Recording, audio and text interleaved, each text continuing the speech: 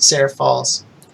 1,000 feet of raging ice-cold water pour from the rocks above that were carved by unknown hands long ago. The edge of the falls resemble a woman's face, and the water cascades down from her eyes, like endless tears of despair, almost as if she knows what's about to happen next, and she's seen it happen countless times before. The party busies themselves preparing camp. Groth gathers firewood and prepares the small enclosure that barely passes for a shelter against the cold mist from the falls. Morty lights random fires in the clearing that trail dark lines of smoke high into the sky overhead, announcing their presence to any hostile creatures that may lurk nearby. Jara pulls rocks and weathered stones from the riverbank to mask the enclosure and serve as a barrier against the night, when he suddenly hears a splash nearby. He looks to the river and sees a beautiful woman in a white gown floating in the water, her long dark hair flowing with the current as she drifts towards the falls and the dangerous undertow beneath. She's coughing and choking, desperately trying to save herself from drowning, but she's clearly exhausted. She sees Jara, and her eyes widen with hope and desperation. She coughs out more water and reaches a trembling hand out to him. She calls out, but the sound of the waterfall drowns out her words. Then she slips below the surface. Jara looks to the others, but they don't see the danger. He shouts, but his words are also muffled by the raging torrent of water. The woman does not rise. She must have only a few seconds left.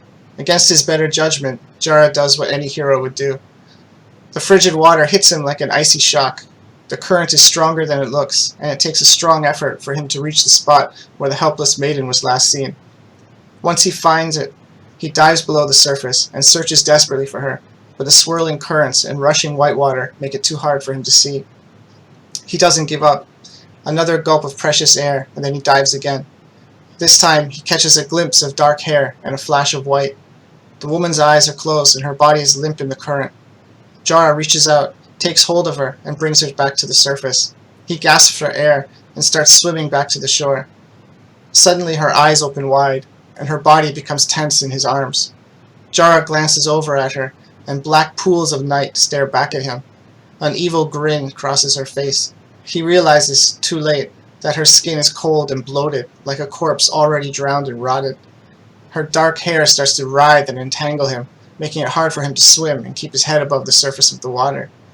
He struggles for air, and his arms and legs are too tangled up to swim.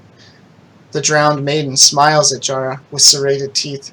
She licks his ear with an elongated black tongue and says, "How about a little kiss, hero?" Everyone roll initiative. Fuck!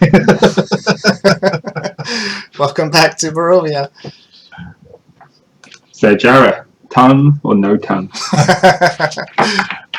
Do you lick Well, back? For now, I have my tongue, but very soon it'll be gone. I have a 7, which is super useful. Okay, you got a 7, Jara? Mm-hmm. Okay, 1 sec. I mean, our roll should be in chat. Alright, let's do Jara 7. Okay. And Groth, what's yours? 12. 12. Alright. And Morty? 16. 16. Nice. And you guys can roll for your NPC allies too, and I'll roll for the monster. Okay. She's going to do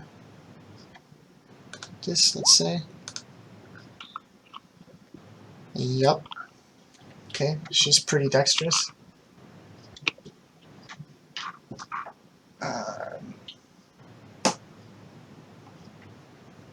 Okay, and Irina? 6. 6. Alright. And Ismark? I don't see it on the sheet, but it's just the dex plus 1, right? So 13. Okay. 13 for Ismark. And Morty is Artie's what? 17. 17. Okay. So, alright. Unfortunately, the drowned maiden will go first. And she will... Okay, well, she's already licked you, and she's nice and up close and personal with you. So she's going to kiss you. And since you're grappled with her, Okay. so let me change to 20 so everybody can see the rules. All right. Jar throws a thumbs up back to Morty. Okay, so what's your AC? Good question. I would guess at this point, I've taken my armor. Oh, sorry. So I would say 12. Yeah, sorry, it's not that kind of attack. Sorry, you have to. That's the DC. So you have to do a charisma saving throw. Awesome. And get higher than 15. 0. That'd be a 13. Oh, so close. All right, so the damage is already there. So you're going to take 4 strength damage. So your strength is being reduced by 4. My strength is now 7. Really? Oh, Yes. Okay. So I'm gonna actually input that just so it comes out so I know what's going on. Yeah, or I have a -2. ability modifiers. I can tell you where that is in the book. That's so you fine. can It's just just calculate easy it. to do it now. It's fine. Okay. Just put it in the strength. Okay. So she... Yeah. So she's going to kiss you once. And... Jara decides that he does not like that after all. Okay, you go weak at the knees. Technically, she has 2 attacks. Okay, great. But I feel like that's too cruel. So... It is, so go for it. Wait, Alright. can she do kick in one other attack? Or the it says she has 2... She Kiss and has grind. 2... no, it says each of which can replace with a kiss attack. yeah, she does have 2 attacks. So she can do it twice. Okay. So yeah, it's 4 damage again. Anyway. Now 17 this time? No, I don't know why that's doing that. It's inputted wrong. Just it's DC 15 Just 15, okay. because you're already grappled by her. That'd be a 14. Oh, Oh. Okay, My another strength 4 is strength. 3. I have a -4 on my strength modifier. Oh boy. Okay, well that's her turn. And The thumbs up to Morty turns into a middle finger to Groth. That's awesome. Okay, so next up is Artie, I believe, right, with a 17. That's correct. Is Artie Artie's gonna- paying no attention. Yeah, Artie's paying no attention to what's happening in the water. He's just jumping around, fighting grass, fighting fire, just whatever's interesting on the bank. He's going to use a help action. Basically, Morty is going to use him like a therapy dog, so he'll be at advantage, or Morty will be at advantage for his next action. Okay. All right, And that's so it Morty for is Artie. next. I'll- Yeah. Yeah, I'm just going to use Artie's movement speed, just running up down the bank, chasing different animals and whatnot. Yep. For comedic effect, I'm going to hold Morty's action because Okay. Morty doesn't realize the seriousness of the situation. So I'm going to do an skill check after Groth freaks out and signals Morty that something's actually wrong. So, Yeah, what I'll do though is if you want, or you can delay this too when you take your full turn, but Morty and Groth, you guys can get like a free perception check to even just happen to notice that Jar's struggling in the water with something. But if you want, you can delay that for your actual turn because you're ready in your action. So it's up to As you. of right now, nobody really knows anything. Yeah, nobody except Morty. knows It's right not now. really- yeah, I so- think that I was looking at him, but Yeah. You were there with I me. don't understand how Yeah. seriously, like the thumb, yeah, middle finger. Since I'm a far traveler, one of my traits is I do not understand the social norms and faux pas of the strange land. That's awesome. But I guess I can hold my main action.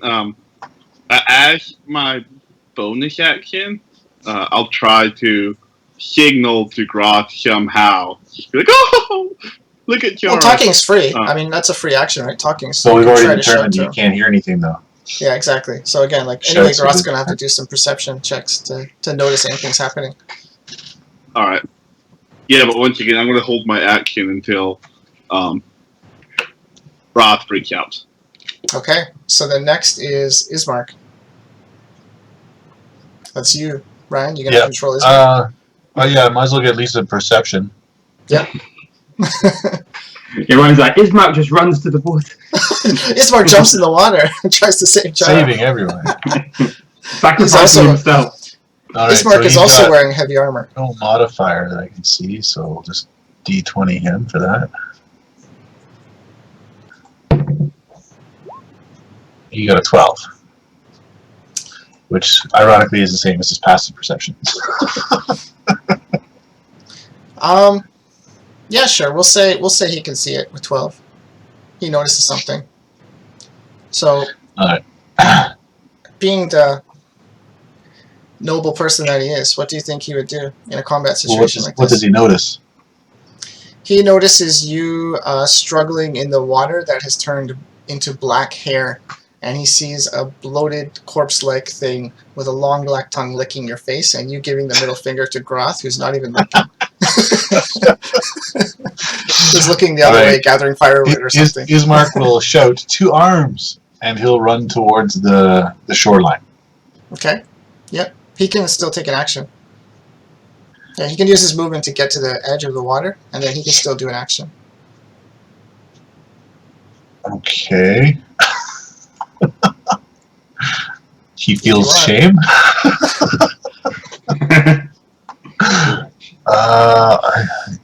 Looking at his sheet, I don't see what he would actually do. Like, he's wearing a bunch of splint armor too, so he's not jumping in the water. Doffing the armor is going to take like 10 minutes. Yeah. He's a big shout. Yeah, I mean, it's up to you. You're operating him, but I think like the best thing he could do if he wanted to fight is he could use his crossbow, because that's a piercing weapon. Okay, what are the chances of him hitting me? I don't know. Like, would he be concerned about that? Yeah, I mean, like, again, like that's what you'd be thinking that, because again, That's true. I'm That's a entangled valid with somebody. thing. Yeah. That is true. It's a risk. Because I don't think even Jara would shoot a crossbow into two people that are holding on to each other. Mm-hmm. That's true. Especially with a lot of writhing water and hair swirling around. So he's probably still going to have, disadvantage on that, but you never know. He might make the shot. It's up to you. What do you want him to do? All right. So I guess the only thing he would be able to do is to do that crossbow shot, and he'll kind of give a call to the heavens above and hope and pray that that's going to work for him. So this is with the disadvantage?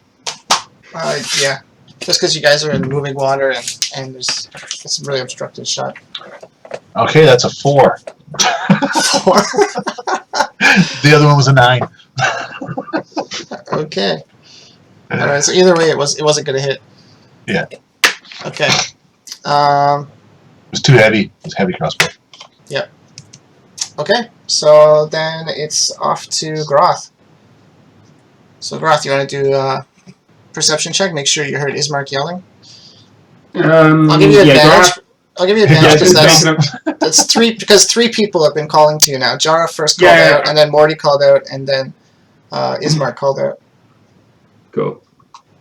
Do I even need to roll a perception check, or do I just hear it by now? Yeah, I'll just say you hear it. It's fine. It's no big deal.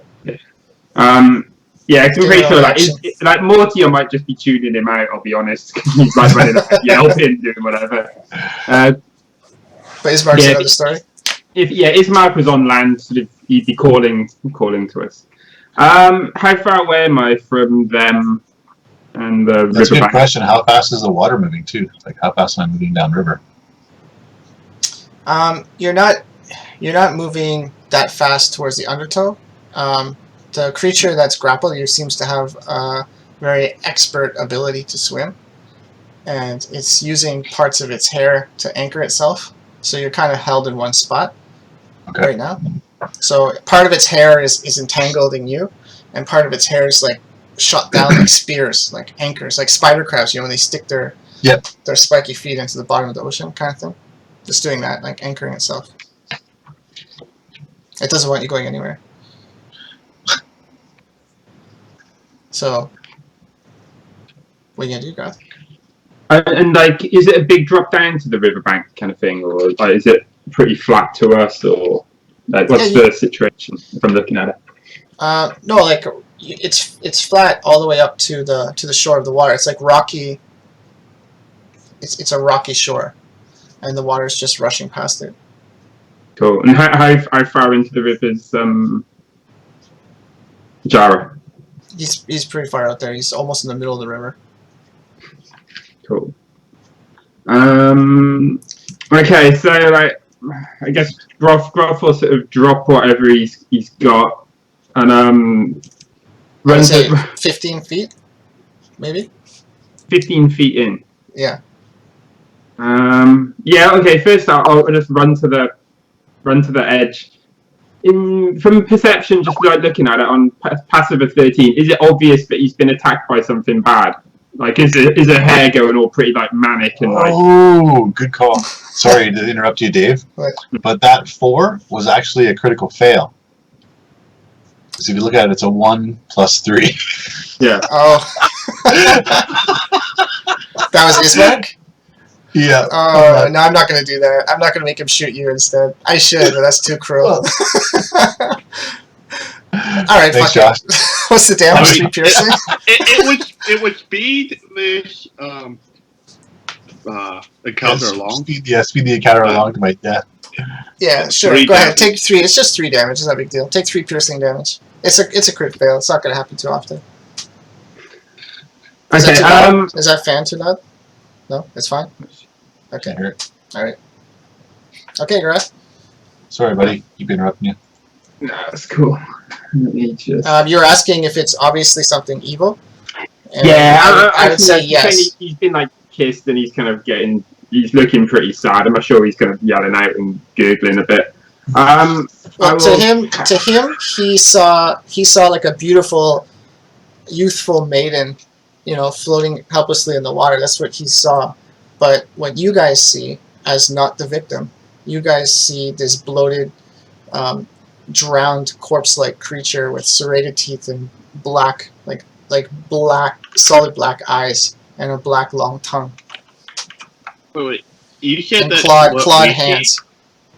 What's that? I still think that this is just like a romantic moment. Like she fairly beautiful. I originally said that the creature dropped its glamour, its illusion, but it's up to Jara if he's gonna still believe it. He wants to die happier. That's fine with me. Right.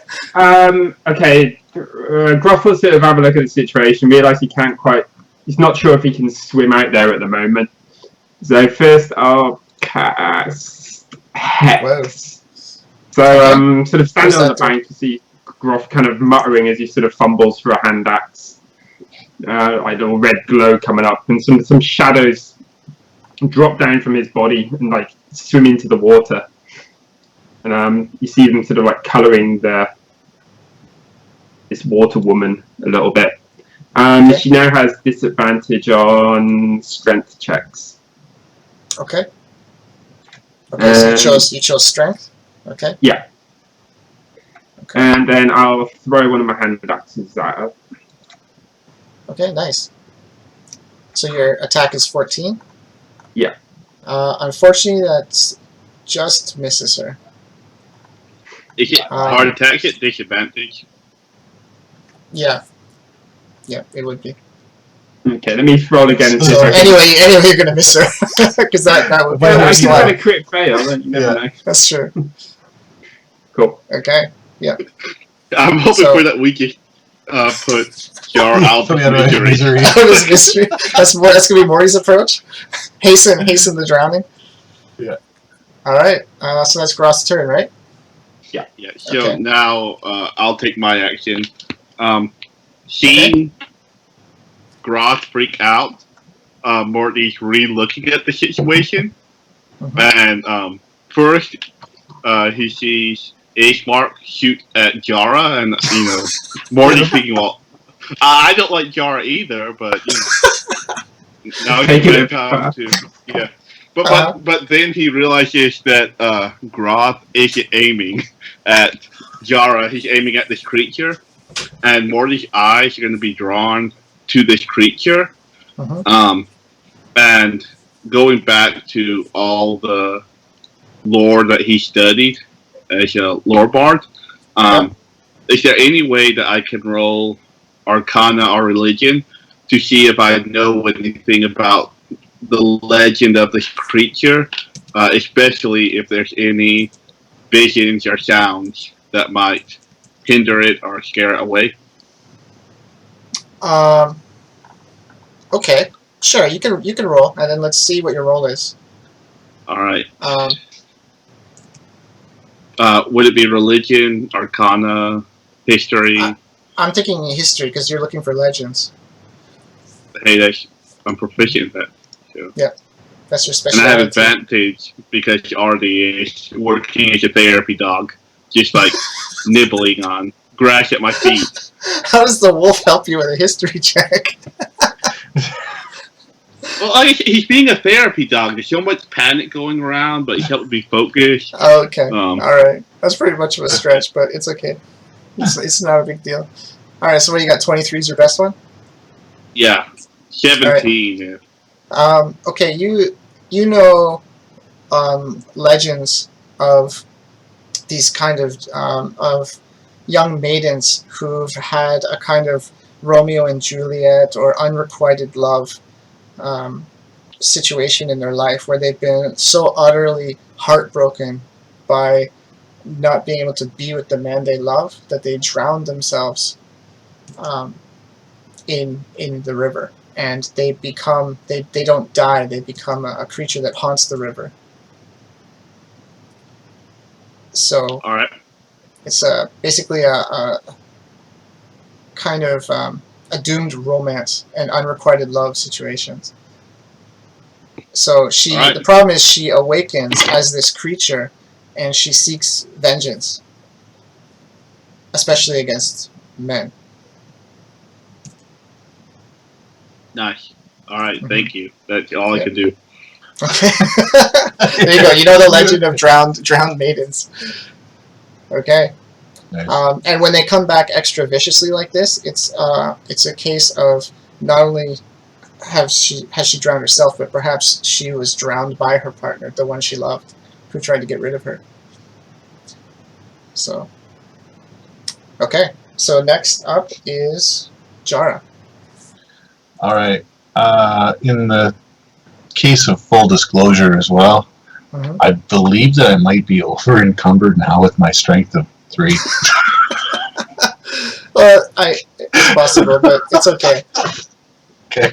First thing you should do though is roll that athletics check to see if you can even get your head above water. Yep, I'm on that. So I got I got 11. -8. That was pretty good actually for that's that. with your -4, right? So that's a pretty good roll. Yeah, that's pretty nice. But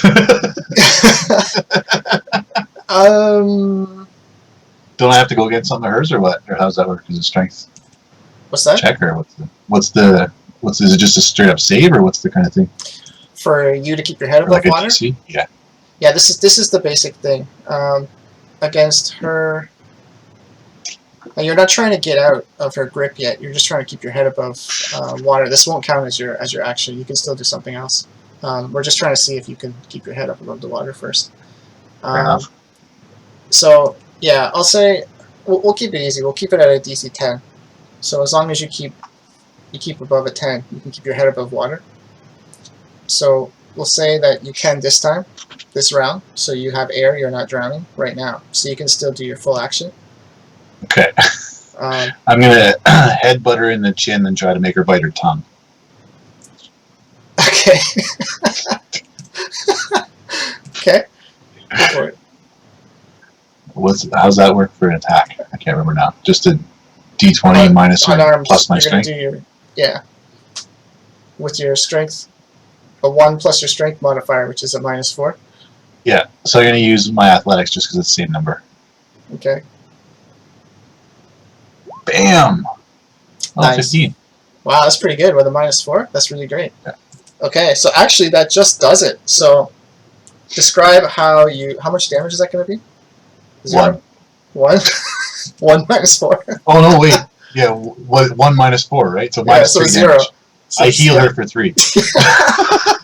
So Yeah, explain, yeah. Take 3 damage of the tooth gets wedged in your forehead. You hurt yourself for 3 damage. So describe how you headbutt her and yet do no damage to her. So basically, the hair is wrapping around Jara's neck and throat and face and stuff like that, and he's just like kind of giving the old tugs and stuff. And he whips his head forward, but then it just kind of catches in this like muffled of hair kind of thing, and it makes like the lightest contact, just like tap. and he feels really good for like about a millisecond. Then he realizes that absolutely nothing happened. Mm-hmm. All right, and then last is Irina. Do you want to show anything to your comrades since they're all standing around watching you from the shore? Me? Yeah. I'm busy. I still have my finger here though. Okay, nice. It's definitely a Groth. All right. So what's Irina gonna do? Again, Irina seeing everyone running to the edge of the bank will also Red up there, grabbing a longbow as she goes, and she's going to just fire off a couple of arrows at the thing. Okay. 13. That 20 would have been good. That just misses, but thankfully it's not a critical miss. And she also has a multi-attack, so she can try that again. Nice. Yeah, she's archer. Try to hit me again. Fuck. No. But she just misses. Yeah.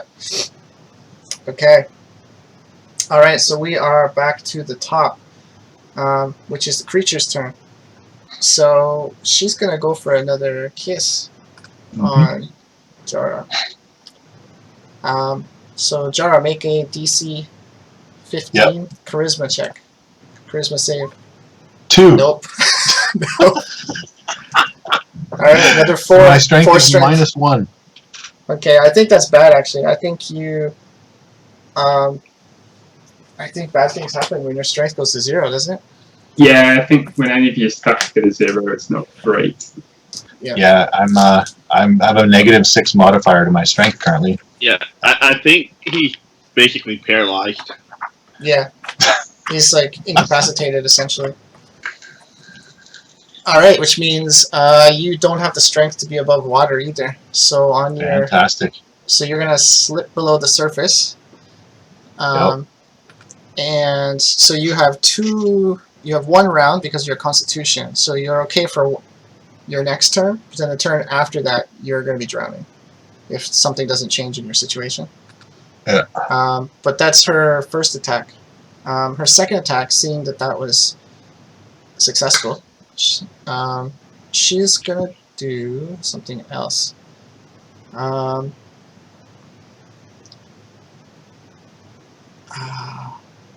Okay, hang on. I need to figure out how she does it. Okay, Groth, you are standing at the edge of the water, right? Yeah. Okay. Let's roll this first. But you notice, before the roll, you notice that some of the hair seems to be moving through the water in your direction. But let's see what happens. Oh. Oh. Oh. Ow. Okay. You take 16 slashing damage unless your AC is higher than 24. No, not currently. I was so close though. Yeah. And Groth, you are grappled as well by the hair. So the hair is now starting to... Haven't I got a contested check on that? Yeah, go for it. DC 16. So athletics. Yeah, that's fine. You can roll athletics if you have that proficiency. Whoever's going to do it better for you. Oh, nice. Awesome. Okay, so describe how the hair starts to entwine around you and how you break free of it. I'll say for now, it sort of wraps around me, and I'm just trying to maybe grabbing my leg or something and trying to drag me into the water. Yep. But dwarves are pretty stout, so I just kind of just dig in, lower my center of gravity and are just kind of resisting the grapple. Mhm. And I'd also like to. I think I can do that. Okay, I have to see what that is. Hang on. Yeah. So hellish. Nice. Fire And damage. cast that at level 2. Okay, so what am I doing first? I should make a dexterity saving throw. Yeah. Okay. Dex saving throw. 9. So fail, right? Yeah. So Okay, again, like so- there's this sort of things sort of snaked towards him. Mhm. Sort of going back down the other way along her hair is another shadow, and sort of a couple of like ephemeral eyes moving down there.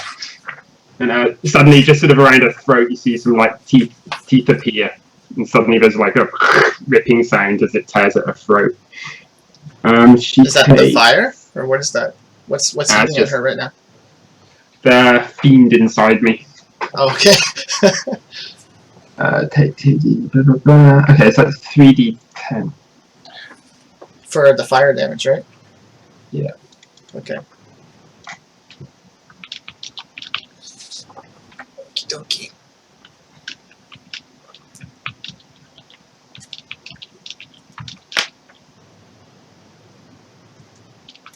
And It's good, man. oh, It's hang on a good hit. sec.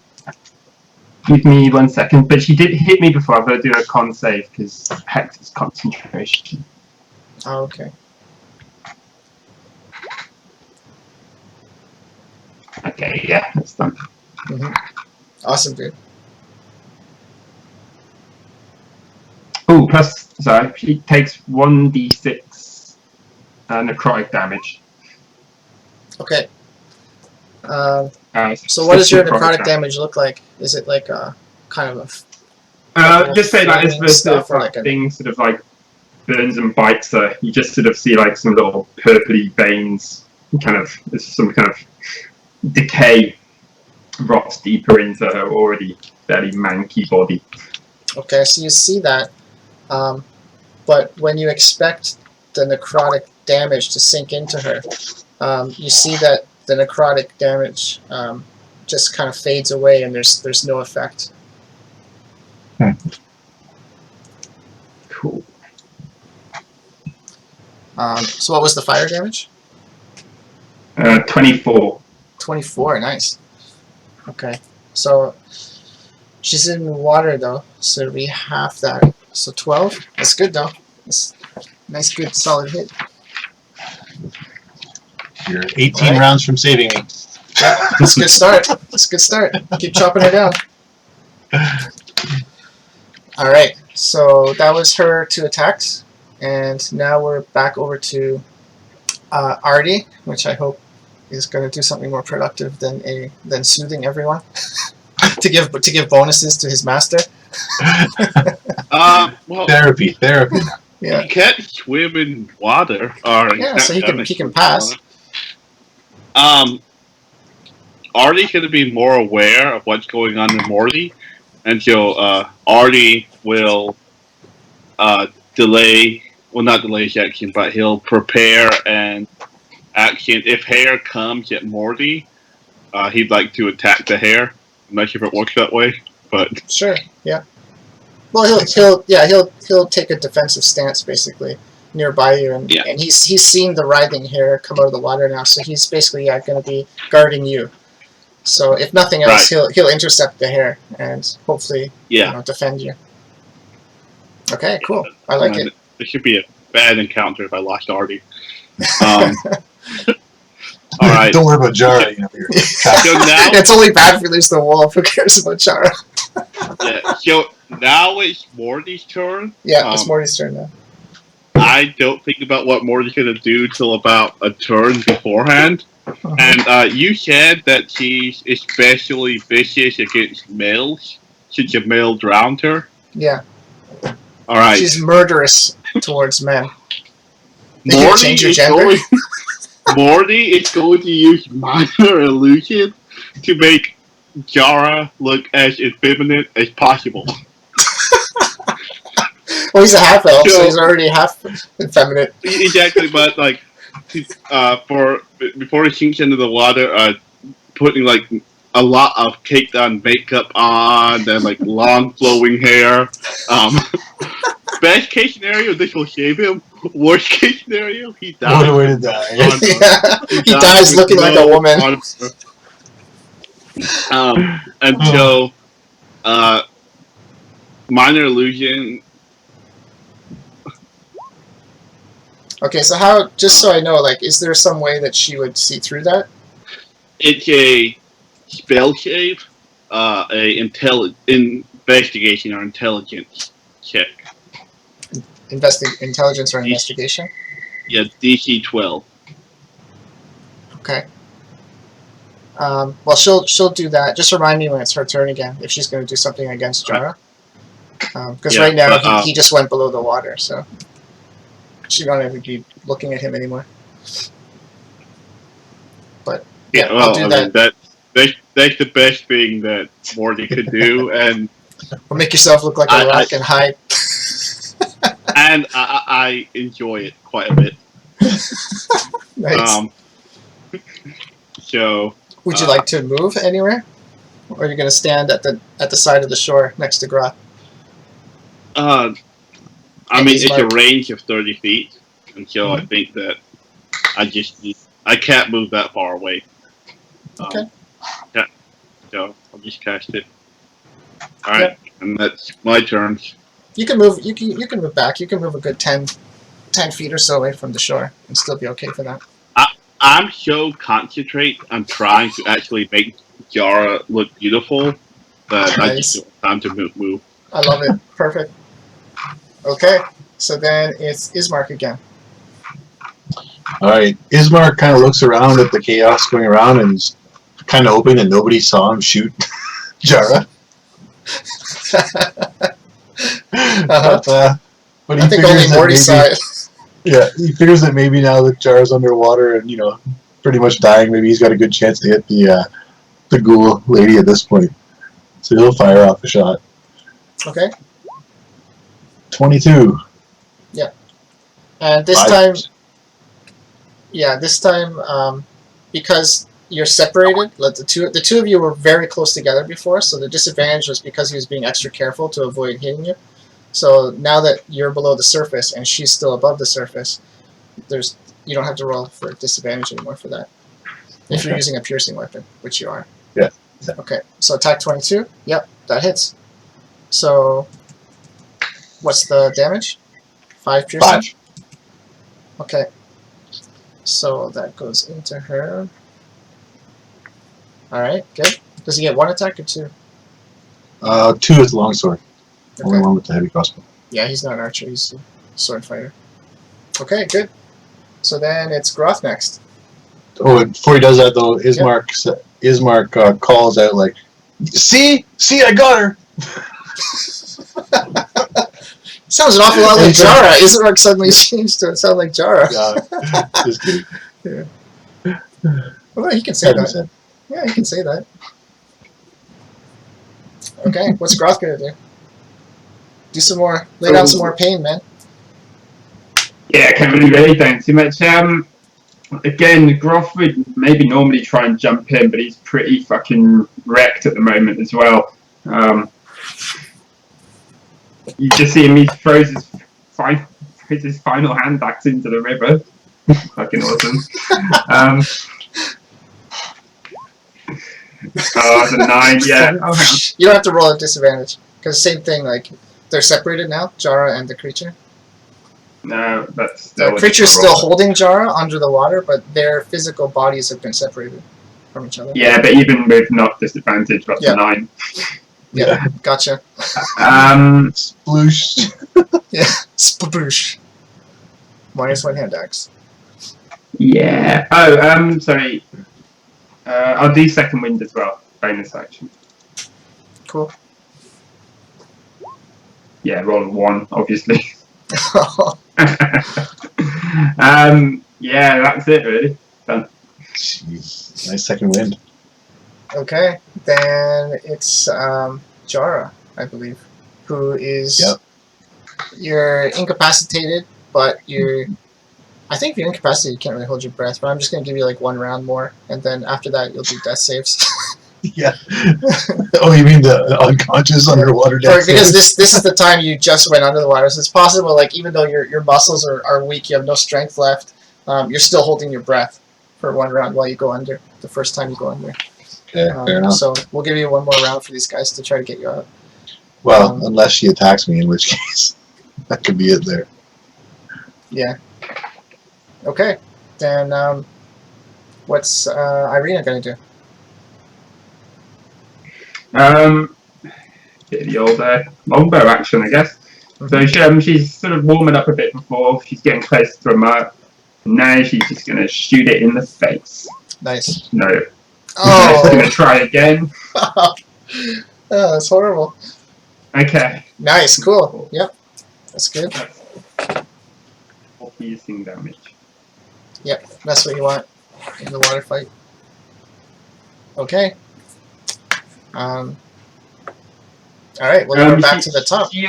She'll move back though, make sure she's not too close after seeing the hairs like slash around. Yeah, I think that's fair. Because also she has a longbow, so she's got wicked range. Yeah, Ismark would probably be freaking out at her to move back too. Yep.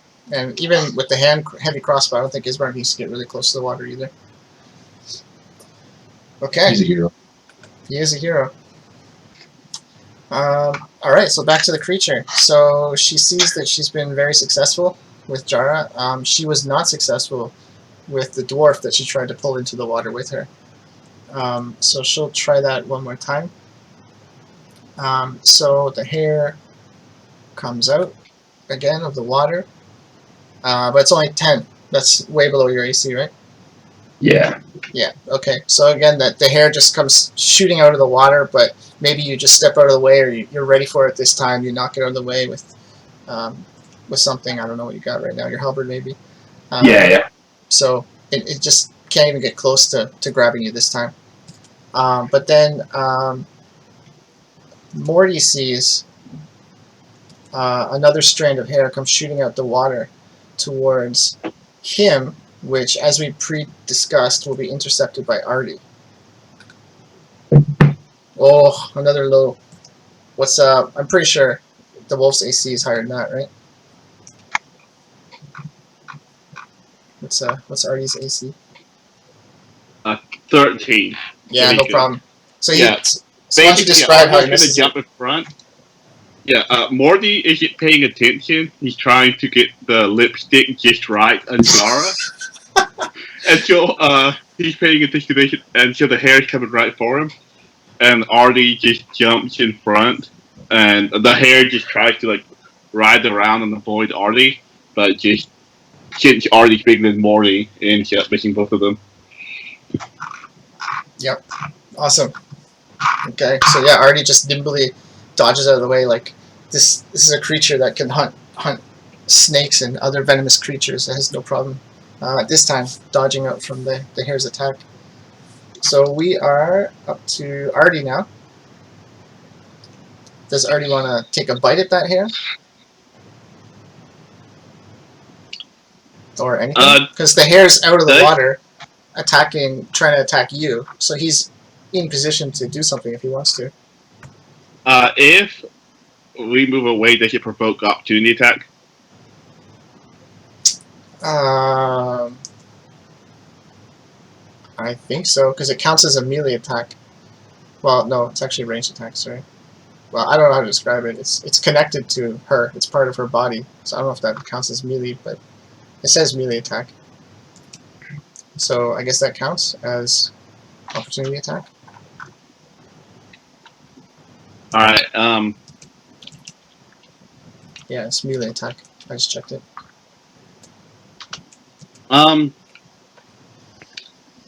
Artie is going to grab Morty and begin trying to drag him away from the bank as far as possible. So this should be like a grapple type thing. So Artie can move Morty half of his movement speed, but if he gets grappled, then that won't work. So I guess you can go and take that attack. I think only Artie would take it. Like, you'd be okay for you to back up. Well, I know, but right now, like Morty's being so distracted trying to get the makeup right. It's really hard underwater. That Yeah, and I don't think Artie the would. shape. Yeah, I don't think Artie would abandon you either, because you said he's going to guard you, right? Yeah, I was just gonna put in the grab. I'm just gonna play this the smart way instead of going too much roleplay flavor. Artie will disengage and move away, and Morty moves at the same time. Like he's gonna look into Morty's eyes and Bite him. communicate, kind of past anything that he's gone. So you see Morty kind of cancel his spell, and Morty's going to walk away from the bank also. Yeah, Morty goes right after Artie, so yeah, you can both do So that. Artie will disengage so he can't the attack, and move. yeah, if Morty doesn't have to disengage, he'll cast Vicious Mockery. Go for it. So basically what it's looking like is as he's going away, he's kind of mad the lipstick isn't working. So he's going to try to put lipstick on this drowned maiden instead. She needs to make a wisdom saving throw. Wisdom? Okay. Yep. Alright.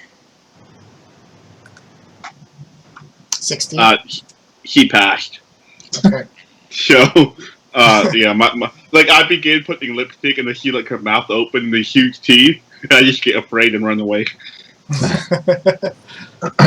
Okay. So then we're at Ismark again.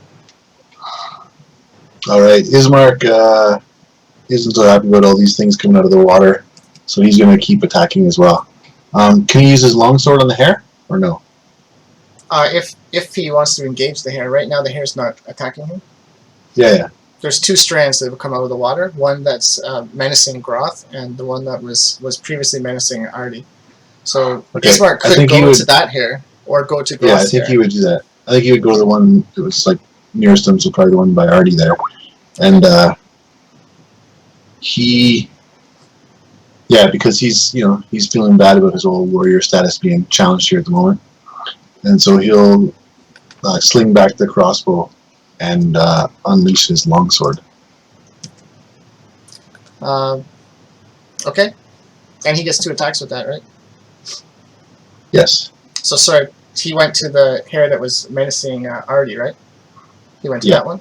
Okay. Yeah. Yeah. So he can do that? That would be critical fail. Yep. And a not much better than critical fail. What was it? 13? 13. Yeah, so you see that his sword, the first one misses, but the second hit comes down on the hare, and it hits like steel. Like, not necessarily like it is steel, but it feels like he just hit steel. Like, and he realizes that he's going to have to hit it a lot harder than that. Basically, he's going to have to roll higher. Fair enough. Yeah. So you realize that it doesn't have the strength of hare. It's a lot stronger than that. Yep. Okay. All right. Okay. Anyway, there's TPK conversation going on in the chat right now. Okay. So who's next? Groth, after Ismark. Right. Well, Groth hasn't got anything to throw at her at the moment. You can attack the hare as well if you want to. Nah. Think of it like a serpent kind of thing that's just writhing around trying to like slash at you and grab you. No, like it had already sort of like grabbed on. So what I want to do is try and grab the hair and like pull her towards me. Interesting. Okay. How are we gonna do that? Okay. So what is this gonna be? A contested strength check? Yeah, if you want. Okay. So I rolled 11 on a strength check, or because you're trying to pull her at the same time that she's going to try to resist that. Yeah. But you do, with that roll though, you do grab onto her, like you pass her AC, so you do connect with that, so you do have a hold of her. So now this is to see if you can start to pull her. What do you want me to roll? No, I'm just doing a contested strength check. So she's at disadvantage. Check. Okay. Nice. Okay. So you can pull her. What are we going to say, like 5 feet closer to the shore? If I half my movement speed, put in there. Is that what it is? I don't know, I man. have to look it up. Hang on. If you're grapple, trying to pull someone, the half movement speed. Okay, cool. So what's your movement speed? 25. 25? I'm a dwarf. Only little legs. 25. So it's basically 12, which is just... So she's still in the water, but she's really close to the edge. She's within 5 feet of the edge of the shore. Cool. Which is, So if you're standing at the edge of the shore, then you're basically within 5 feet of her now. I'm moving back, aren't I guess. Okay, yeah. You're not going to just pull her towards you. You're going to walk back and pull her out of the water. That's what you're trying to do? Yeah. I'll have Okay. grabbed onto the thing and just be like, just walking back. I'm trying to pull her up on the bank. Sure, yeah. Would Jara be getting pulled along with her? Jara's... He will be pulled along with her, yes, but he's still under the water, entangled in her hair. Under the surface of the water. Okay. Hey. So... That's good, though. That's good. That's a good... Dude, good that tactic. was a very good plan. Mhm. Yeah, that's a good tactic. So, That so you... rivals the makeup idea. Nice. For effectiveness and showmanship. Yeah, so you're basically... You've moved 12 feet back from the edge of the water, and she's moved up to within 3 feet of the edge of the water. And now it's Jara who should do a death save, because he's now choking on water. Yes. Isn't it just an auto fail because I'm underwater and dying? No, it says like... I can't stabilize. Is it? I'm fine with it. It says you are dying, so...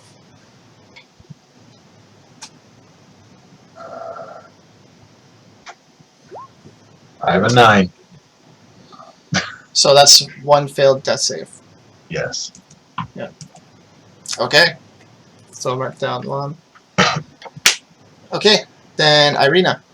So this creature is now pretty close to the shore, within 3 feet. You can see much more this writhing mass of hair swirling in the water. You can see more of its like form.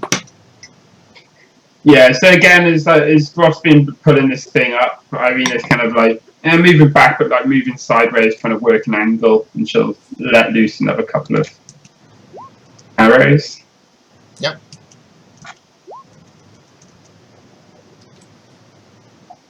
So I think So both of those 16. find them up.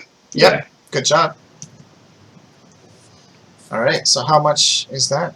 That's 5. Okay, and 11. Nice.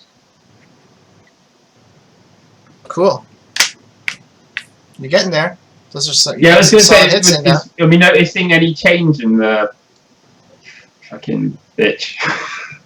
Whatever it's called. It's not bloodied yet, but you notice that the wounds that you've been inflicting, that there are wounds appearing on the creature, and it's like snarling and hissing in pain and rage. At least it's not regenerating. Good point. Let me check. No, just kidding. No, it's not a vampire. All right. So that's Irina. So we're back to the creature. This is a tough one. This creature already has 1 victim. It doesn't really need to be pulled out of the water. It doesn't really want that. And it's not having much luck with the creatures on the shore. So I think the first thing it's going to try to do is break your grip on it. Mm-hmm. So is that a strength check to break your grapple? I'm guessing. Athletics or acrobatics? Yeah. She doesn't have either of those. Just give me a strength check. Okay. Here's one. Versus Groth athletics. Yeah. She failed that. So she's just like screams in frustration as she can't break free of this burly one-eyed dwarf that's just got this death grip on her hair. And actually what she's gonna do now is There's nice GM voice there. Isn't she using her action to try and get out of the grapple? she did, yeah. Okay. Now she's just going to go limp. go Lynn. Just go I know limp. she still gets one more thing she can do, but I think. One sec. Okay.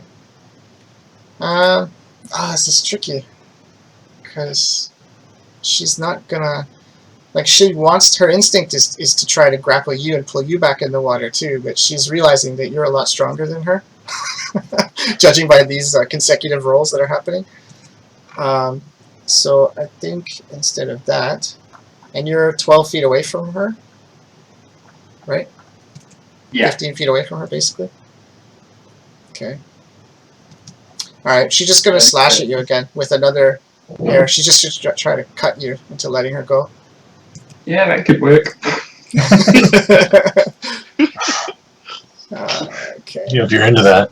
Fingers crossed, because like 17? Motherfucker. Does that do it? Does Yeah, that do it? bang on my AC. Okay.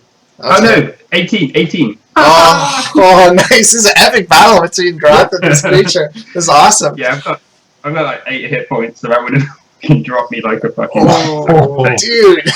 Disengage. What are you doing? Run away! Disengage! Run Well, away! that's what he did. Ross just gonna Yeah. try and like help, isn't it? Groth's, I think Groth's character sheet says something about no one gets left behind. Yeah. Wow. Okay, well that's her. There's a good chance of a TPK here if Groth goes down. Well, yeah, then the hound comes out. But anyway, so No. so she Morty makes slashes. his way back to Death House where he lives happily with a wolf. Goes back to Barovia Village and hangs out in the now empty Burgomaster's mansion with the rats. Okay. Yeah, so anyway, that's her. She did. So she got pulled, tried to break free, couldn't do it. You got your heels dug in, and you're just way too strong for her. She tried to slash at you, but it just, either you just move again out of the way, or it just scrapes across your armor. And she's just screaming and hissing in frustration. Her attention is totally focused on you because she's realizing that you're a serious threat to her. So now we are back to Artie and Morty. Artie's going to keep his action of defending Morty. Just as he got pulled like 15 feet closer, we're going to walk another 15 feet back. Nice. Or That's the prudent 16 thing feet to back. do. Stay out of pull range. Morty's going to begin pantomiming a scene of him drowning a young maiden. And just use vicious mockery again. So she needs to make another wisdom save. Okay, and that range is 60 feet. That's okay for that? Yep. Okay. It's wisdom, right, you said? Yep. 12. That's good enough. Until she's too distracted with Groth that she doesn't even see this beautiful performance. When she just how beautiful this performance is, my own performance. Yeah. She's more worried about being pulled out of the water by this badass dwarf. Okay. Then is 11. Yeah, she wasn't missing much anyway. nice. Okay. Unless you want to describe what it looked I'm like. trying to help. Yeah. No, she wasn't paying attention. No reason to. Okay. Then we're back to Ismark. All right. So it's up here near the shore, but still kind of out of range of his longsword other than the hair, right? Like the body's not within reach? No. The body's like basically 3 feet from the shore in the water. Yeah. It's Okay. just in the water next to the shore.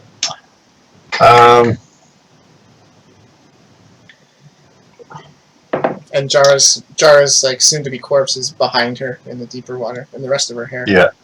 If Ismark chose to sheath his longsword and take his crossbow out again, would he be able to do that and still fire this turn? Taking up his movement kind of thing? I can't remember if he can do that. Yeah, he can like Yeah, drop his yeah. sword. Yeah, that's fine. If he doesn't move anywhere, then he can do that. Yeah, he's gonna change back to the crossbow because it seemed to be more effective than that whole steel on steel thing that was going on with the hair.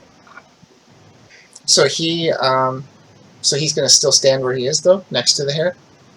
Well, it depends. Is it going to cost me the movement to change to the crossbow, or is it? Yeah. Jimmy? Yeah, basically. If you stay where you Yeah. are, you can switch to the crossbow and fire. Okay, actually, he's gonna move back to what's her name? Irina. Chiku. Yeah, Irina. Mhm. And he's gonna switch to his heavy crossbow at that point. So that will be, unfortunately, his action this turn. Okay. All right. So how far is Ismark and Irina from the shore? They moved back pretty far, right? Like 30 feet or so. Yeah. That would make sense. Okay. All right. Then that's Ismark and Groth. So you're gonna keep pulling, or what are you gonna do?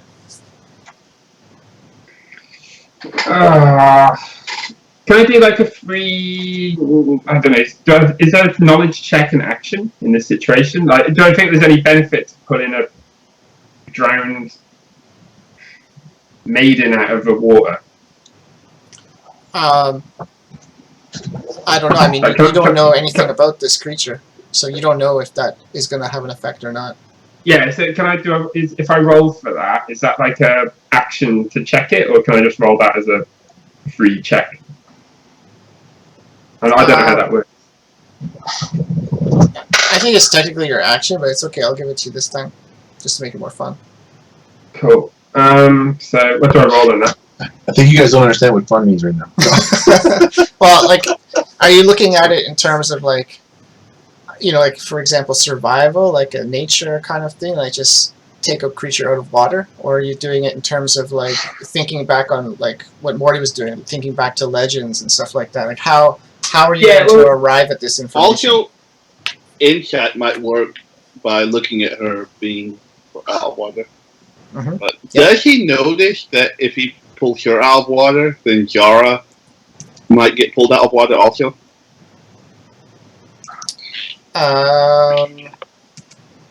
He would have to make a check for that.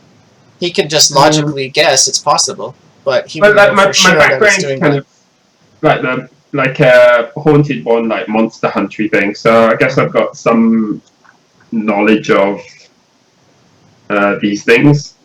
So I just don't know, like, what should I roll on this one? Like Arcana or Religion or For monster knowledge? Yeah, yeah. Well, let's do it like let's just. Well, no, let's say it's religion, kind of like where would you have learned this from your part of your from the priests and that. So in the, so that's what I'm thinking. That's where you got most of your monster lore, right? Is from the temple. So let's call it religion, since that was the source of their information. Okay. So you think like it's possible, but you don't really know. I know this shit's bad. Yeah, I'm gonna take this fucking. I'm gonna move. I'm already like holding it, so I'm just gonna move back again. Yeah. So again, another strength. Yeah, because she's resisting it. Check if that's contested now, though. It might not be, because she's already in the grappled condition.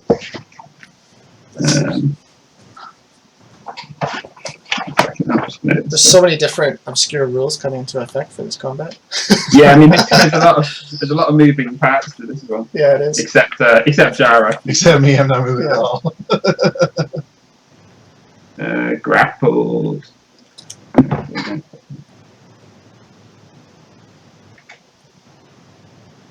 Okay, moving. When you move, you can drag or carry a grappled. Yeah, it just says when you move, you can drag or carry a grappled creature with you. Just forever? Until it breaks? Yeah. Until it breaks, I guess, right? Yeah. Okay. So I want to fully drag this thing onto the bank. Okay. Like I guess I could get her like 10 foot onto dry land. Yep. And just watch as she turns to dust. Alright, so you drag her out. You know, you're heaving on her, and she's trying to resist you, and you can see like the same thing, like she's, you know, stabbing her hair into the earth and really trying hard to resist you, almost like trying to pull a spider that's you know, the same size as you. And but again, you're stronger than she is, and you just manage to keep like pulling her inch by inch by inch by inch and foot by foot by foot, and you get her. You go back another 10 feet, you said, so you get her totally out of the water. But you see that still, like, part of her hair is still in the water, trailing back into the water, and there's no immediate sign of Jara on the shore. Just you see her body is out on there with part of her hair, and then the rest of her hair is still in the water. But I would say, like, you've got at least half her hair that's out of the water now, for sure. Cool. And then I shoot her in the face. Nice. I think that's pretty much like your whole action is fighting her that way. Okay. No, that's just movement pulling her out. Yeah. Are you gonna let go to do something else? No, I've got an Eldritch Blast for the shoot it out of my hand anyway. Okay. That's 9 force damage. 9 force damage. Okay. 1 sec. So yeah, if I could, just as I sort of pull her out and she's just screaming and screaming, I just like to shoot her in the mouth. Nice.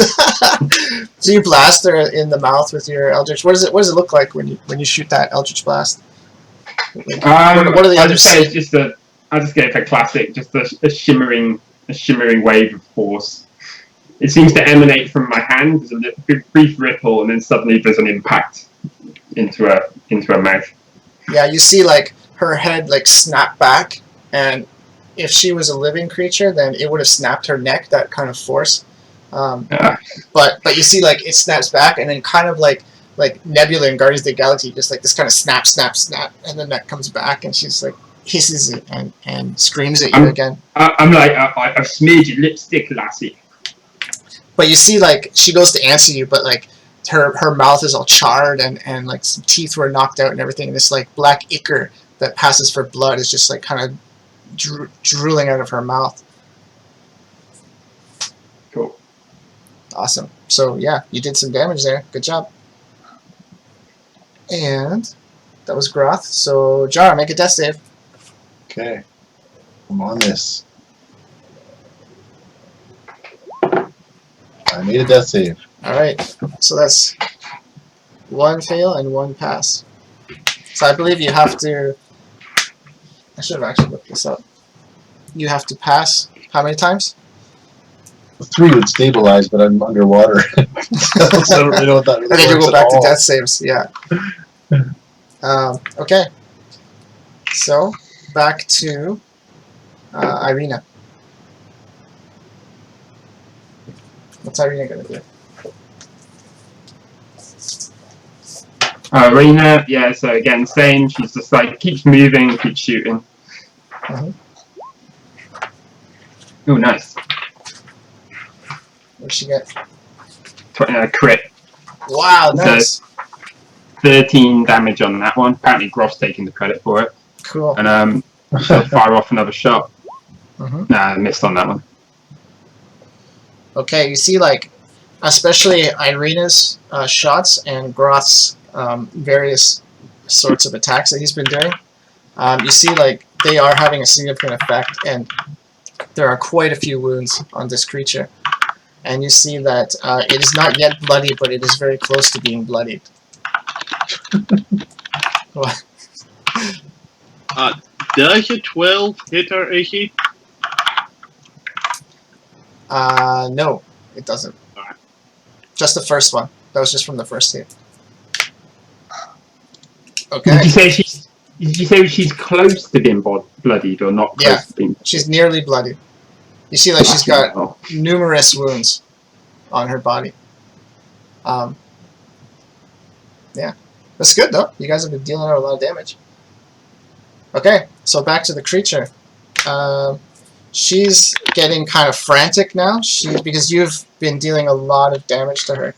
And she's starting to actually her mindset is starting to shift from hunter to hunted, and she's starting to feel threatened severely in this situation. What was supposed to be an easy kill has turned into a fight for her life, such as it is. So she will Yeah, well, we were slash. just going fucking camping. Nice. Bitch. Pretty much. Alright, she's going to slash at Groth again. Try to cut him into letting her go. Oh, critical fail on the first one. And she's going to slash again. 14. I'm guessing that doesn't work. Ooh, you are a bunny, bro. Yeah, you don't want to get that 21 slashing damage. Alright. Okay, so that's all she does. She just, like, again, hisses and howls in frustration. Just, what does it take to kill this fucking dwarf? And get free. One more. She doesn't know that. I don't know, I guess Groth's not looking too good either. Groth's pretty bloody too.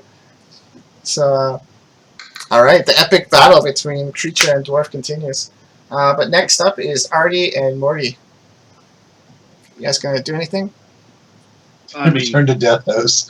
You want If to they- heal? You want to heal up yeah. Groth maybe? Give him some bardic inspiration. Help a brother out.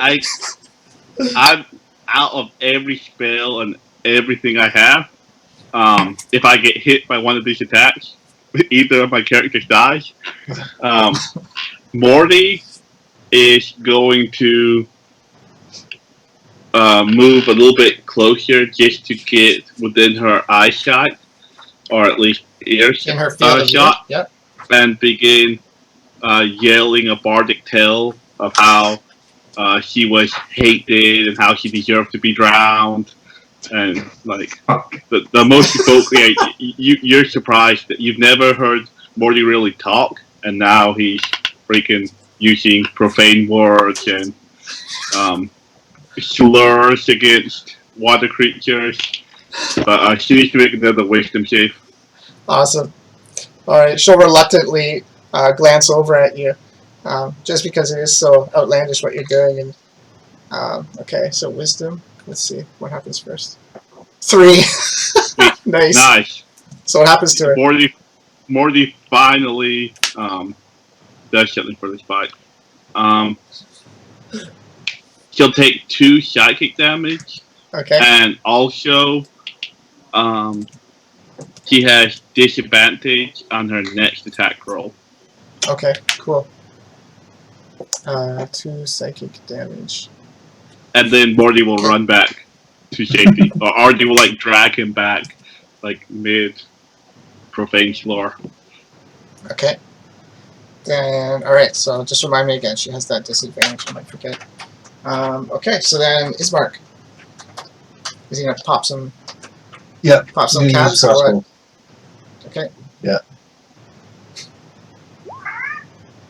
26 piercing.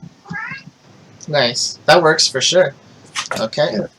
6 So nice. piercing damage. So that's a nice shot. So I guess like the fact that Groth's just holding her down, she can't get away from these shots, and the arrows just like you see these shots, crossbow bolts and longbow arrows just sticking out of her like pincushion. Yeah. Ismark feels that Irina's pretty safe now, so he's able to focus a little bit more on his shots and get involved in the battle. Yeah. And she is now officially bloodied. She's at half her hit points. So Only 175 to go, guys. yeah, you guys are doing awesome. Like, she's a tough cookie, like. She's not really that strong. She has a lot of resistances. That's the thing. She doesn't have that many hit points. Okay. So then it's Groth next. Do you gonna keep pulling her around, or what are you gonna do? Yeah. So I'll try and pull her another 12 foot out of the water. Mm-hmm. Which you Any do sign of automatically. any sign of a slightly wet, raggedy elf getting dragged out now? You start to see that about She's like just 22 foot away from the river now. yeah. So you see that there's like a kind of like a spider's cocoon. There's this hair that's just wrapped really tightly, completely enveloping a shape that's the same size as Jara, and it's dragged out of the water at the end of her hair, and he's completely encased in her hair. Fun. So, what else?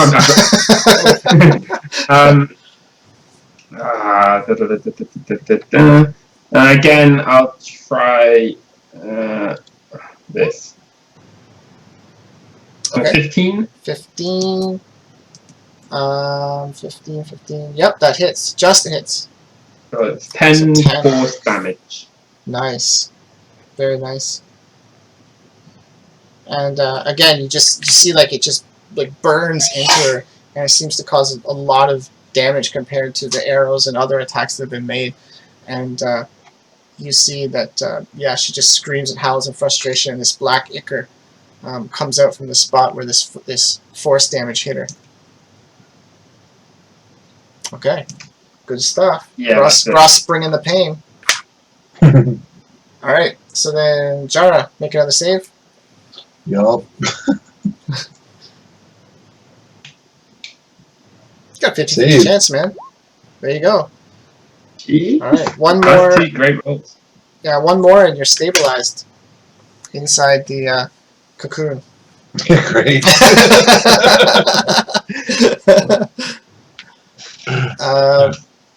Okay, then Irina. I think you know what she's going to do. Yeah. Pop some shots off. Miss. Hit one. 11 piercing. Okay. So that's going to be... Yeah. Okay. All right, good stuff. So even just that last round, you guys dealt her a lot of damage too. So you can see like you're starting to get the best of her now, and she's starting to have more wounds than like wounds are just completely covering her body at this point. Okay, so back to her. So she's got a disadvantage on this attack, right? Josh, one attack? Yep. Okay. Only Alright, the first attack. Yeah, so she's gonna slash one more time at she's gonna try to break out. I think she's just gonna keep slashing. She's just frantic now, and she feels like, you know, she's just feral at this point, and just hair's just slashing at Groth, trying to make her let go and stop blasting him with Eldritch Blast. So she's gonna attack. Oh. Better hope the next one's not good. Yeah. Yeah, that's the one. Oh. that hit. So you want to describe what happens there, Groth, when the slashing hair comes in? Yeah, we'll just say, yeah, he's slashing around, it just sort of comes right across, hits him on the side of her face where he's kind of got like the metal eyepiece. So it looks like it's going to like stab in, but again, it just like whacks his head sideways, and he drops down. Does he have to do the DC to get grappled too? Yeah, you're grappled. You're auto grappled. Mm-hmm. Oh no. Hey, Dean, did you make up another character? Yeah. I mean, like, would I even do a check against that? Because I'm just knocked out. Yeah, I think you just grappled at this point. Yeah. Because you're down and I'm down. Oh, that's really bad. Okay, well, so that was just her first attack. So what she's going to do at this point is she's severely wounded. She's at like a third of her total hit points. So she's just going to run at this point. She's going to start going back to the water, and she's going to drag her 2 victims with her into the water. Nice. What's her movement speed? She Oh, that's what I was will... curious. What's that? Her movement Half? speed? It's half? But she's dragging 2 people now. Yeah, so it'll be half, but I'm just curious what the speed is. Her land speed is 30. So but when she's 15 feet. when she's in the water, she has a natural swim speed too. So I'm back in the water. Well, no, you'd be just I guess it dragged would up be onto the dragged, bank. Yeah, you were just dragged up on the bank, but you pulled her 10 feet from the shore. No, she's like 20? 20-something feet now. Okay. So this case, she's gonna move half, 15, and then she's gonna give up her second attack, and she'll move half again into the water. But it won't be enough. Well, it won't be enough to drag Groth in, because Groth is way at the end of her line, basically the end of her hair. But you're still nearby, so she can get you back in the water. Super. And depending on how much damage she takes in the next round, she might just let go of Groth and just be happy with you. But let's see. Let's see how it goes. Fantastic. So yeah, that's what she's gonna do. Does she get to like? Is it like a multi-attack, or she has 2 actions? Like, No, it's multi-attack. So she's still so on her usually way. make 1 attack and then you can make another attack, but you don't get double action. Okay, then she will make another attack. And Oh, and she will... everybody. Oh, it's tempting. Who's? Okay, now there's only nobody's nearby though. That's the problem. Yeah, nobody's nearby. You can attack someone who's down and make Yeah, you can attack either one of us. roll. All right, I'll do it to Jara because he's closer. She'd have to go further on land to get to Groth, or at least pull him back, which she doesn't have actions to do. But Jara's still nearby, so she'll just do a.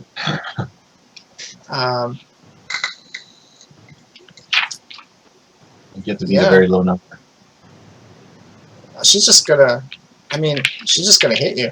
You can't really resist it. Yeah, right? yeah. She, like basically her. You're incapacitated. Yeah, her hair is gonna, like you see, enveloped in this cocoon. Like probably Morty's the only one who can see it at this point, and the other 2 NPCs. But you see like the hair starts to rise up, kind of like serpents, over top of the cocoon that's Jara, and then you see like one of them stab in, like it becomes like a point, and it stabs in between the strands of hair inside.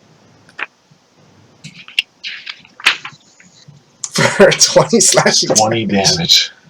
Okay. Well, it wasn't a I crit, am though. at minus 11. All right. So does that count as a fail for your death save? That might count as a double fail. Trying to remember. Man, I should have looked up all these obscure rules. Damage at 0. Because that would take be, any what would damage. be like a not a fatal blow or something. It's something. Okay, no, it's not a critical hit, so it's only one failure. If it's a critical hit, it's 2 failures. But isn't it auto crit because I'm immobilized and Oh yeah. that's I'm worried about there. Yeah, you're incapacitated basically doing your death saves. Yeah, I can't. It was coup de grace, isn't it? Yeah.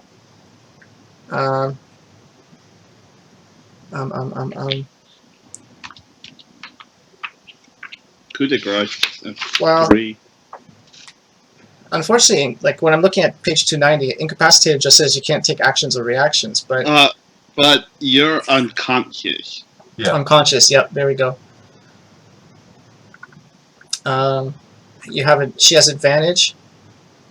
Any It attack hits- that hits your creature is a critical hit. It's an attack that's within 5 feet of the creature. Yeah. Yeah. So it's a critical hit, which is 2 failed saves, which is All right. your Jara is dead. death. There you Officially. go, Josh. You're not the only dead guy now. Do you have any last words or thoughts for Jara? As I'm pretty sure that inside the cocoon, he's still raising the middle fingers to Groth. well, And maybe in his mind, you'd hear like this echoing of "fucking heroes."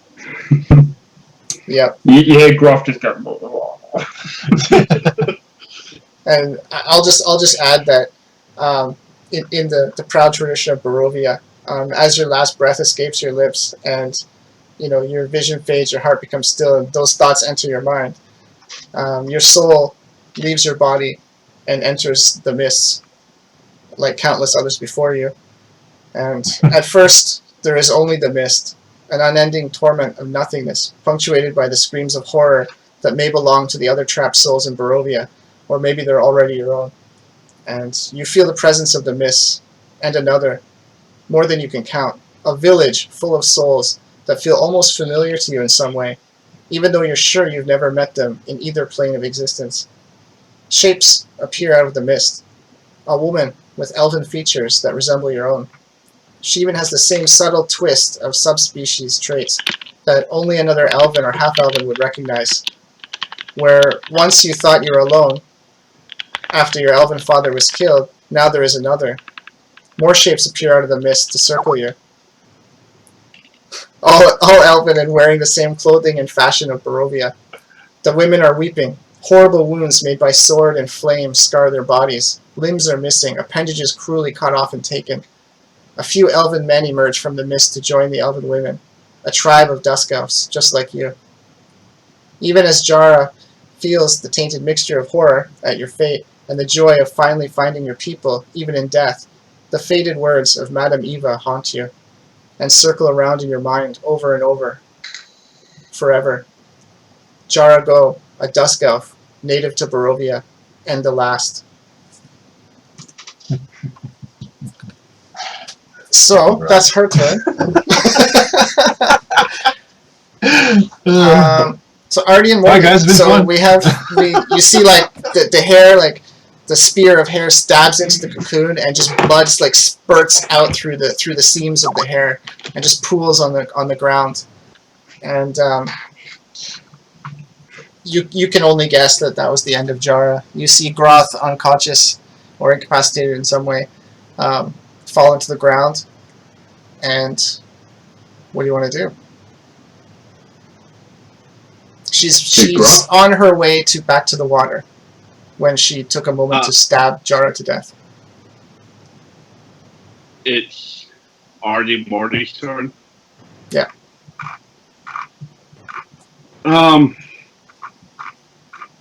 Has Morty heard this drowned maiden's voice or her cry?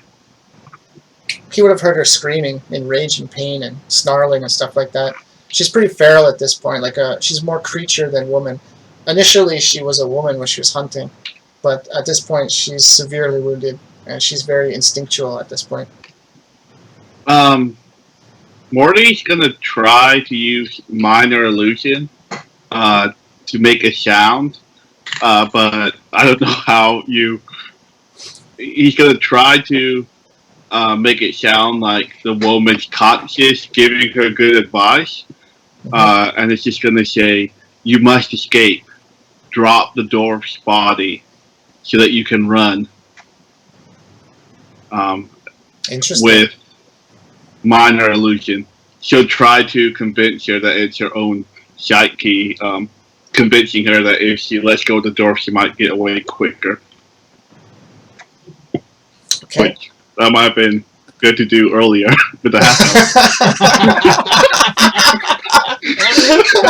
You son of a bitch. Maybe one round earlier. Hey, I used the same spell for you earlier. I just did the makeup effect. Yeah, the makeup effect. That would have been much better than the makeup effect. Alright, does she need to do anything for that? Hindsight 2020. She'll have to make a intelligence check. Okay. Yep. She'll do that. 9. That's below your DC, right? Fails. Yep. Fails? Okay, so she believes this voice. So let's just say, is it like, you tell me what kind of voice you're projecting, like a woman's voice, or because you would know what kind of voice you were projecting to her. Was it like a man's voice, a woman's voice, creature's voice? Like what kind of a horrible voice, a pleasant voice? What kind of voice was it? I guess. I mean, I wish there was a way to know what someone's sounds like, but just kind of like a calmer female voice, almost trying to calm this beast-like emotion, like a voice of reason, and kind of like the soothing of you have what you want, you also have what the rest of us did not want, so that you can. Sorry, more respectful. But yeah. Awesome. But yeah, like you got your kill. There's no reason to risk your life and stay here longer. Okay. All right. So yeah, she's gonna. So since she failed, she's gonna believe that is the voice of the woman. And there's the woman and the creature, the voice of good and the voice of evil that's constantly conflict inside of her, who she used to be and who she's become. And so she's going to believe that voice. And she's also really hurt right now. She knows that her life is in danger. and she just wants to retreat and flee. So she thinks that it's good advice, and she'll do it. So, so it's not her turn yet, but she will move. She'll flee, and she'll let go of the dwarf when she goes, so that she can flee faster, I'm going to say, because she's also going to leave behind Jara's corpse, too. She's just going to flee at this point with nothing. So that's her thought, but it's Ismark's turn. Unless you're going to do something else, Morty. Fire arrow. 19, 10 piercing damage. Wow, nice. Okay. Sure, very good. Ismark doesn't know about this internal crap. He just wants to shoot shit. Yeah, good job. It'd be great if you could still kill her before she can get away. Okay, then Groth. Or Groth doesn't have to do anything. You're just unconscious. Yeah, Groth's going to do his... Death save. What do I roll? I don't think you have to death save. You're just... D20. D20. How far under You are you? add Constitution, right? I don't know. Oh, hang on. Oh, that's a 4. It's not going to do Yeah, much. he's with that's the nice. Constitution. Yeah. Yeah, I don't know much that. Yeah, what did you get? 4? Okay, Yeah. so that's one fail. Okay. Alright. Then, back to not Jara, then Irina. We'll just take Jara off the board. Too soon. Again, Too soon. let's lose a couple of shots. The one hits 11 piercing. Oh man, she's basically like 2 Eldritch Blasts away from being dead. Okay. It's good. If Irina can fire off some more shots, she'll get her down eventually. And Ismark, those two together can probably take her down in probably 2 to 3 rounds. Okay, so back to her. So she's got this impulse, mental impulse from Morty, that she should flee, and she should leave behind the dwarf. So she's going to do that. She's going to flee and leave behind the dwarf. Let me roll odd or even to see if she leaves Jara behind as well. She will leave Jara behind, the corpse of Jara. So you see her just, instead of attacking, she just races to the water and dives in and proceeds to disappear deep under the water.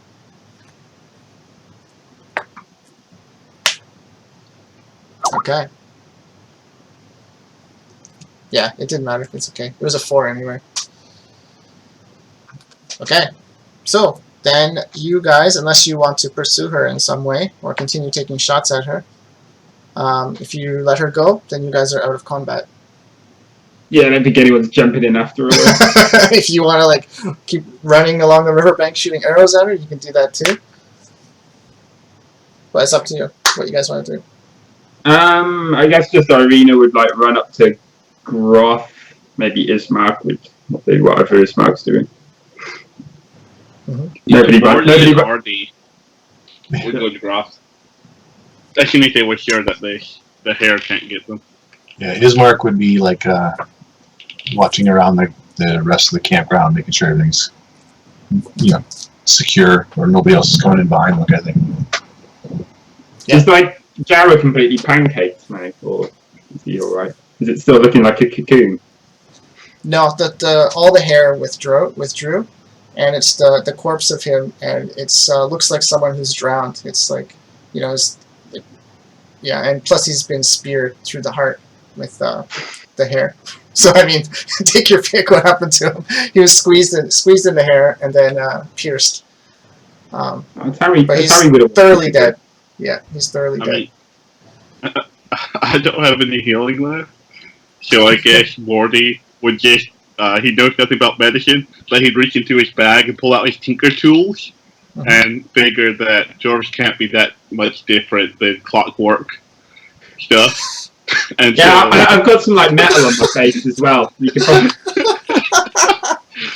Oh no. And so, you notice a dent on the side of my head where I got hit. And so he'd call out to Artie to like bring him the different tools he needs, so Artie could function as like a nurse and give him advantage in the medicine roll. Because of clockwork?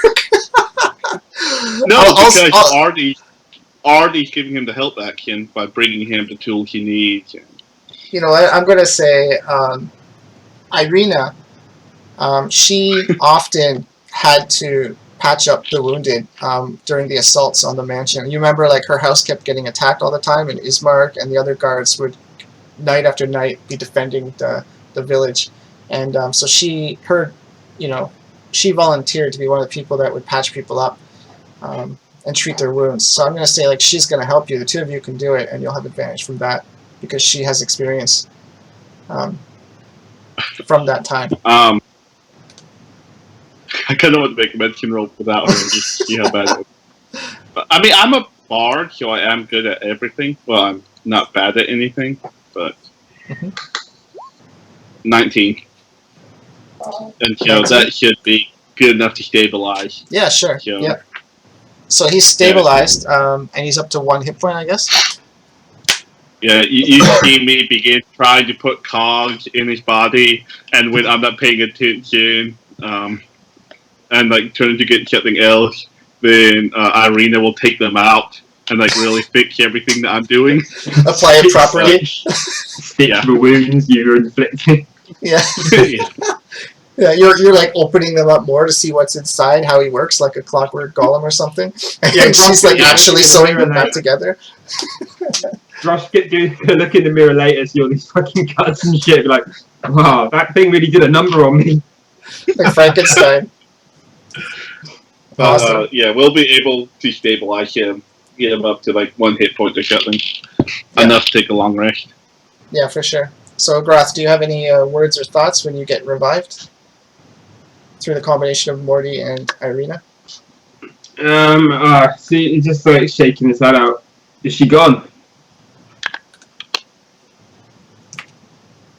I don't know. I'm Answer? dead. No. You can be Isma. You can play Ismark for now. You're not out of the game.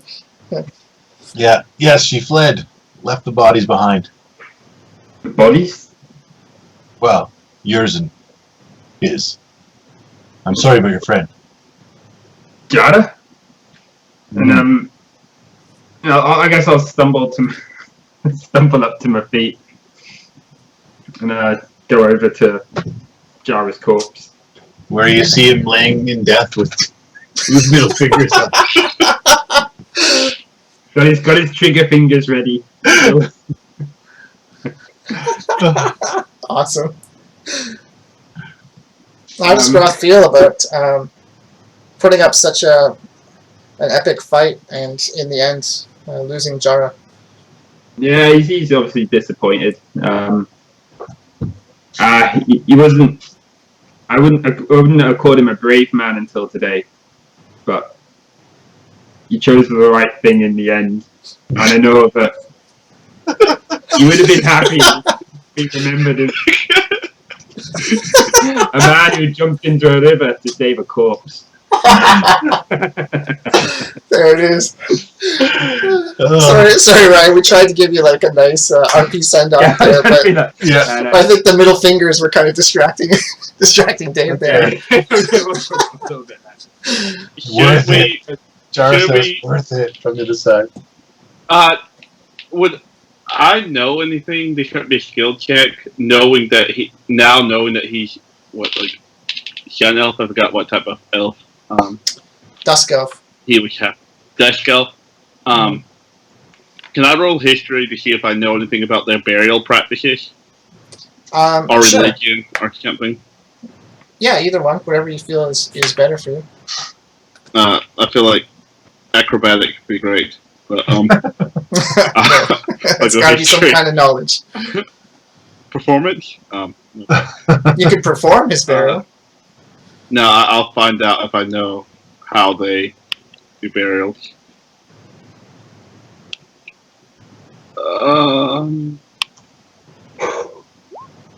19. All right. Do I know their burial practices? You don't know the burial practices of Dusk Elves, but you do know that Dusk Elves are an ancient subspecies of elf that kind of like drow, that kind of thing, but they disappeared from Faerun centuries ago, if not thousands of years ago. So you don't know their rights, but you do. But with that role, you do know the rights of other elves in general. So you can do that if you'd like. You know exactly Alright. what to do for an elf of Ferriday. Yeah, I'll give him a proper drow burial. Nice. Feed me the spider. Okay, you can make it up because I'm sure none of us actually know unless someone knows what that is. But if not, you can totally make it up. I will know that it's a pretty good idea not to leave him in the water, because perhaps he'll become one of these like Creatures. drowned creatures, Mm-hmm. and so Morty. The thing is, like his mind still is in the right place, and so he mixes up the acts of a couple different elf races. And Yep. so we end up burying him like 2 or 3 different ways. But eventually I'll play a couple of elven songs. Not all of them are funeral songs. I accidentally mixed in a couple wedding songs because I'm confused. But they're in elven, so no one really knows. And hypothetically, is there a way that he would have wanted to be buried? He would not have made that known or mentioned in any way, shape, or form. He thought he was immortal. Yeah. Yeah. And it never came around And so- through the never came up. campfire powwows. No. Okay. He was too sick, but yeah, we'll have something nice, just like a nice burial within like leaves and soil, a good bit away from the camp, just so he won't visit us. So you basically dig a hole? Obviously, Do you put him in the ground? we'll set Or the cover 'em arms with and rocks. legs to make sure he can't come back and attack us. And Yeah, burn them. Yeah, like commonly, like in those times, like people either like buried in the earth, like a grave, or a cairn, piled rocks on top, or cremation, burn them in with fire. we probably would have buried him a little bit similar to how Ishmark and Irina's father was buried. He was burned, right? He was Yeah. buried in the family crypt, and then they sealed the crypt to make sure Yeah, that and so nothing would happen. we do the elven burial ritual. Typically they don't burn, but we're gonna burn him just in case, just for safety precautions. And Okay. so it will end with a nice spell of barbecues. Half elf. How you feel about that, Groth? Morty's setting up a burial pyre for Jara. Yeah, I mean, I think having a pyre is fine as long as he doesn't mention the word barbecue. Especially earlier, he had been feeding the woman to his dog, to his wolf. Yeah, I add burial spices, but once again I get confused and accidentally add components from some elven recipes also. And So there's a pleasant barbecue aroma, not a horrible barbecue aroma. it's a mixture of lavender and cumin. Just Bit of rosemary. So when Morty goes to light the pyre, does anybody say any last words for him, or just throw the torch on and job done? Obviously, Job done. Strip him of any useful items. You feel so loved, right, Ryan? Don't you feel so loved, Ryan? Part of this team. I don't mind. I got Luco stuff. What can I say? Yeah. I mean, we're just gonna have to. We're in a survival situation, so anything of use on his. All right, run down your gear list, Ryan. What's on your corpse? All right. We have a short crossbow, rapier. You actually find the makings of some sort of firearm, if you can put it together.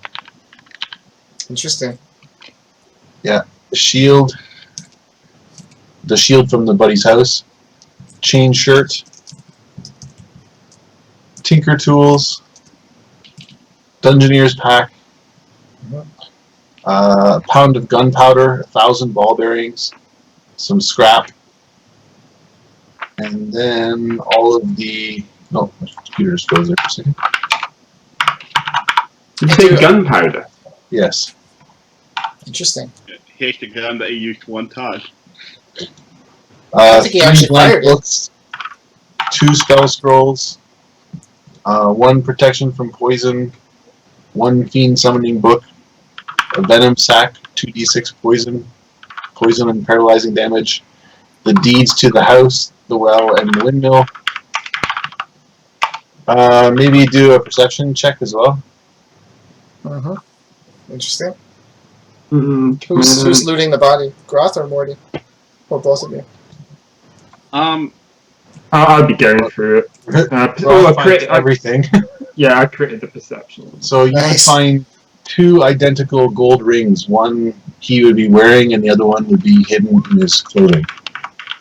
You both I created. crit the perception Wow. also. Bro. Geez, you really wanted to fucking let me go away. Wow, you guys are searching had thoroughly. During that encounter, Yeah, that would help. Dicks, no. if we had them during the encounter, he might still be with us. I would definitely take anything that had to do, anything that came from the Death House that might be important for the adventure. So the shield and the deed and the book, all that stuff. Also, I'd see his tinker tools. I'd tell that they're not gnomish in design; they're clearly inferior to anything I have. But I'd Toss take in the water. I would take the spare parts and then kind of toss the rest over my shoulder into the fire on top of Chara.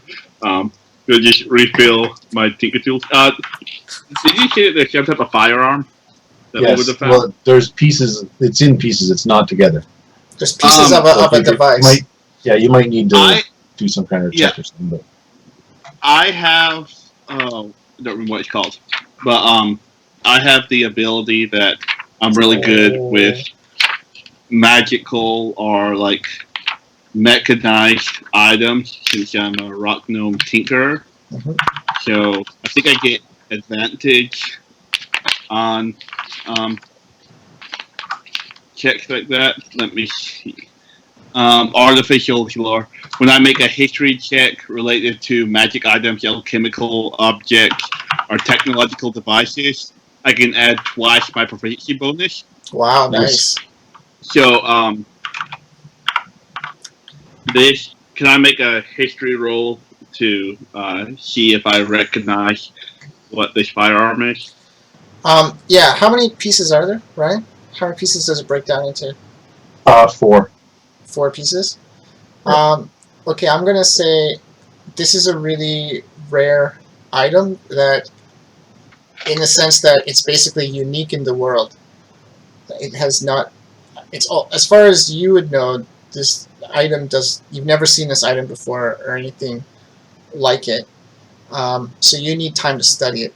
So you can do that. You wait, basically when you guys settle in for your rest, you can spend some time with it and then do your roll.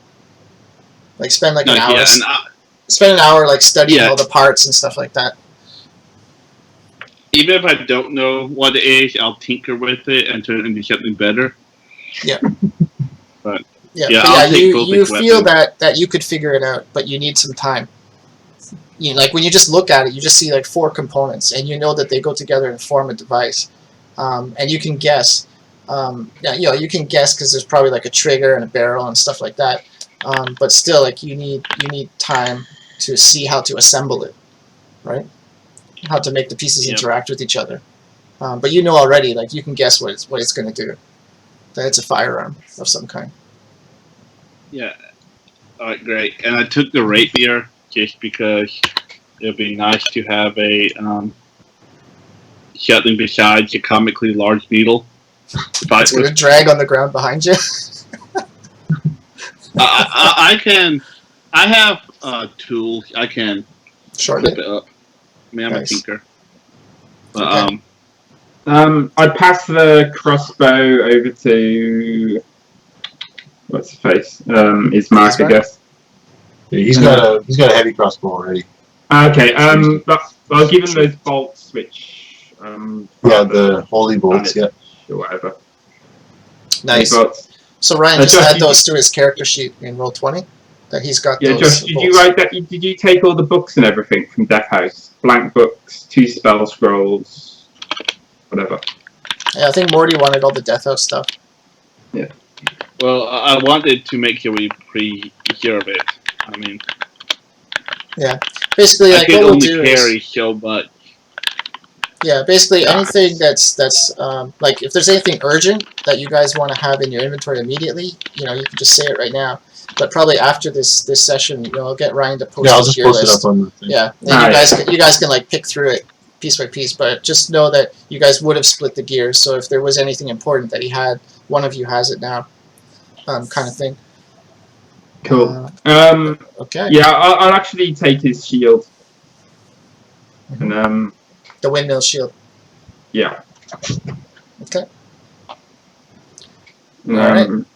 I'll be like, as Jara tried to protect us all, though his shield will be a reminder of his sacrifice and that thing he did. jumping into the water That without thing telling he did. anyone first. Yeah, I'm trying to think of a way to. Youthful enthusiasm. Youthful Yeah, heroics. All right, so Yeah, Morty's standing there with the torch.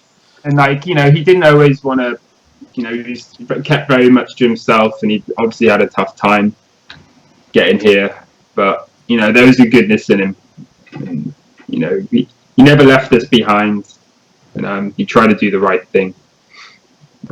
We will remember him well as a fallen brother. Yeah, and I'll say Groth will actually lay his, after taking the shield, he'll lay his halberd down on the pyre with what's his face? Jara. Sorry. I forgot his name, Morty. I forgot his name. It's even on the screen. Awesome. Okay. All right. So then, so Groth says the final words, and you guys sort out the loot. And I think with the critical perceptions you guys had, I think there was one other special item you would have found besides the firearm. But we'll talk about that later too. And so then it's time. The torch goes on the pyre, and Ismark and Irina, I think, are obviously very somber. They don't weep because, to be honest, this is something they've been through so many times before. They've lost other people that were closer to them. They've lost their father to Barovia. So they've kind of like all their tears have been spent at this point. But they are somber. They don't like losing people, and they appreciate that an outsider like Jara did try to help them and did try to get them to Vallaki. So they are somber and reflective and respectful of that. And then the pyre burns down, and just ash and remains remain. What do you guys want to do for the night? It is still night has fallen. Well, like, ooh, dick. Groth has bad dreams that night. I would kind of like Groth still hobbling around on like 1 hit point, so I don't think he's going to be too. Yeah, I don't even think Groth was even standing during the ceremony. Groth was probably just like pushed up against a rock or something. He'll guard the evening's repose. He'll take first watch, basically? Yeah. Okay. Are you guys going to assign any other watches? Irina will take the shift. Groth won't. Okay. Morty going to take a watch? Morty and Artie can take a shift. Morty will just be messing around with the stuff he found. Artie will be the real one keeping watch. Okay. Alright, so I'm not going to be mean and say anything attacks you in the night. You guys pass through the night. You go through all the watches. Nothing more happens. There's not even a hint of any other creature that comes prowling near the entrance of your little makeshift cave there. So the sun dawns. It takes a little bit longer because you guys are in this really steep 1,000-foot canyon. So first thing is the sky would just get brighter before you actually see any kind of pale, what passes for sunlight in Barovia, actually reach into where you are at the waterfall. But it is day. It is morning. What do you guys want to do? Can I roll for the studying the stuff? Oh, yeah, sorry. Yeah, you could have done that, totally. So you have advantage. All right. Roll. Right now, my roll 20 is broken. Okay. All right, I got it now. All right. I have advantage, or just the plus the extra in this. I'll just. So now you have the idea about what this might do because of your technical background? That's 25. Nice. Okay. So you, after studying it for about an hour, you see exactly how all the pieces go together. You see how the components and mechanics interact with each other. And you're ready to test it if you want. Yeah, I'll test it. Okay. You know how it works, basically. And you can assemble it and disassemble it. And that goes along with the lines of you know how to load it, too. With that high of a roll, with a 25, you know how to load it, too. But I believe, how did your proficiency work, Ryan? Like, he doesn't have proficiency with it, though.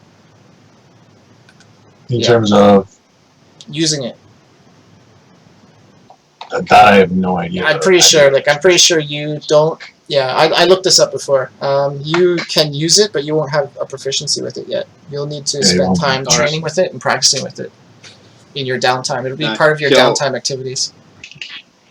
So it will just be a dexterity, guessing. Yeah, simple ranged with no proficiency bonus. You're untrained in it right now. Yeah, So describe how you do your test.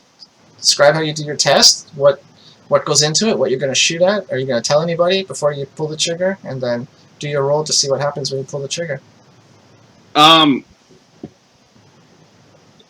Is there anything specific about this weapon that you'd like to tell me about, Ryan? The reality of it is that it's his big goal in life was to create a new firearm that was the best possible one. And so he felt that he was pretty close with it. So you, depending on how it all goes together and whatnot, you may or may not have a fairly good firearm in your hand. All right, yeah. So I'll make an even better firearm. Nice. I don't know. The first time, I don't want to waste ammo, so I'll put some of these like inferior tinkering objects inside and fire it. Safely? No? Sure. Are there any animals or anything else about in this area? There's fish in the water. You can shoot at some fish in the water. No, seriously, there was. I mentioned that before when you guys first got there. I'll just shoot at some fish in the water. Yeah, I'm just going to roll flat dexterity. If you shoot well, you'll get breakfast. 8. No. Okay, well, that's fair. It's the first time you fired it. So, and you're not trained either, so it makes sense that there'd be a bit of a miss on the target. So how does Morty react? He pulls the trigger. Yeah. Is this like a hand cannon, Ryan? Or is this like a slim little pistol here? This is like it's a pretty version of a Magnum? large pistol. Like it's probably one of the first scaled down. So for me, it's like a rifle. Yeah. Yeah.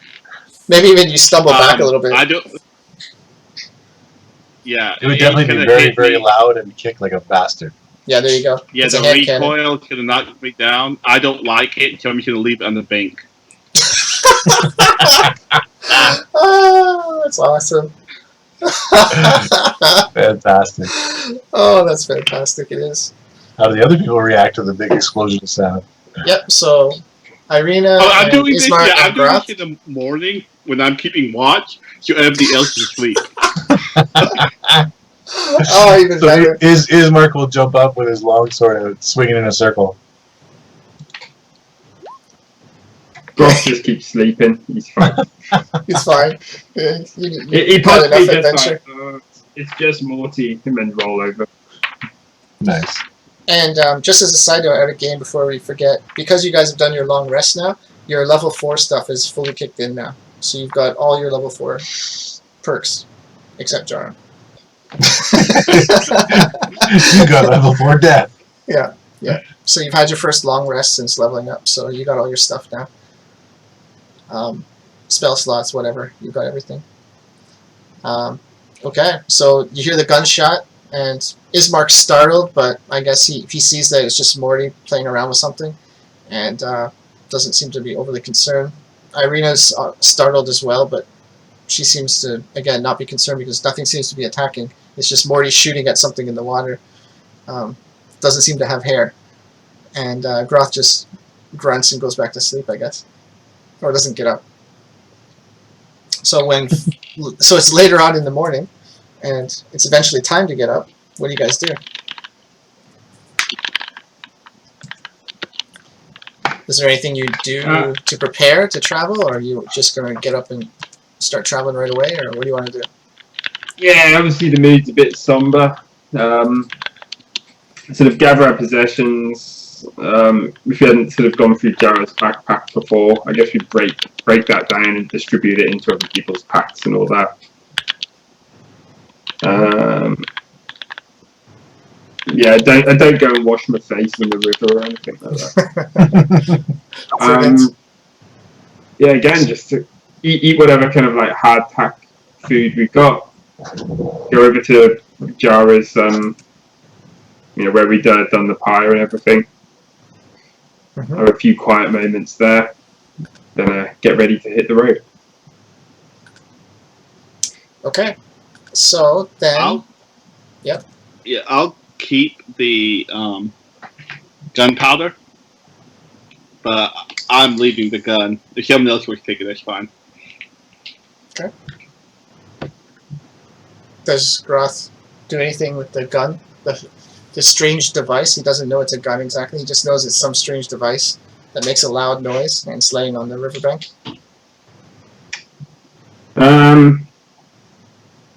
Yeah, okay, I'll go and pick it up and let's chuck it in the backpack.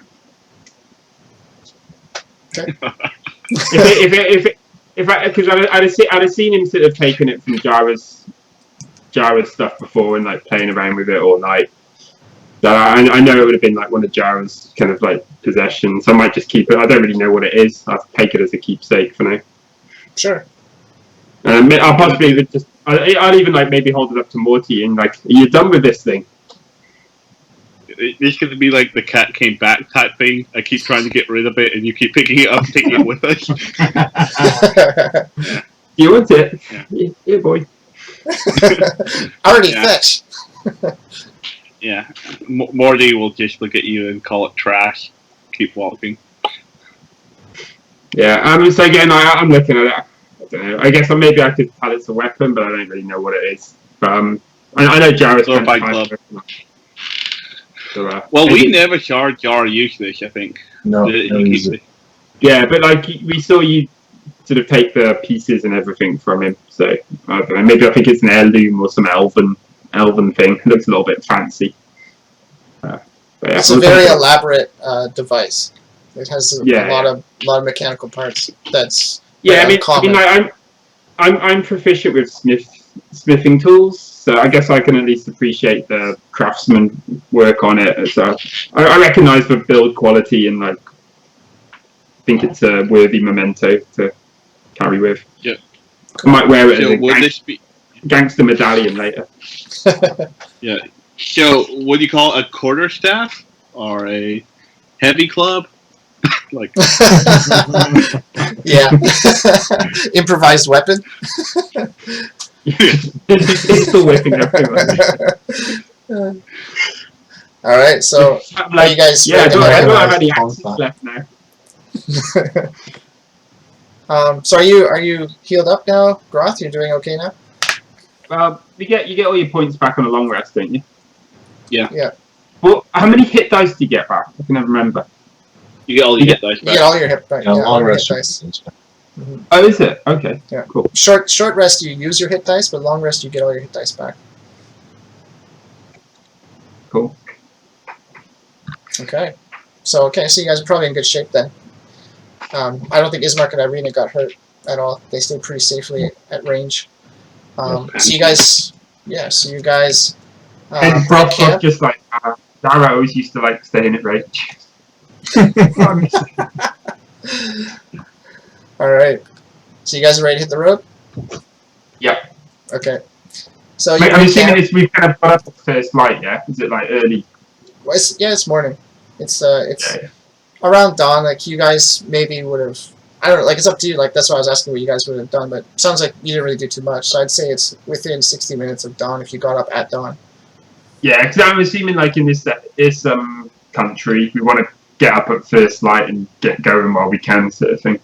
Yeah, you are even more certain that the wilds of Barovia are very wild and hostile, and you wouldn't want to spend. Ismark would be even more reaffirming his conviction of getting to Valakia as soon as possible. Just for continuity's sake, have we not gone over Strahd's deadline now too? Oh yeah. Yeah. Mhm. So Strahd is definitely aware that Irina is no longer in the village of Barovia village. So there's that to think about too. There could be some pursuit or not. You're not sure. But you can probably guess he's not going to be happy about that. Especially with you guys in particular. Jara doesn't really have to worry about it anymore. And, so basically, like, one other thing we'll say about Jara is when after you guys break your camp, and you have to go back because there's no other way out from this ravine where you are, where this waterfall is. So you have to backtrack 1 hour back to the Vistani camp where that was, that kind of pool, that secondary pool. But again, there's still no sign of the Vistani. So you follow the trail another 2 hours back to the crossroads again. So that's your first chance to get back on the road, is when you come back to the crossroads again.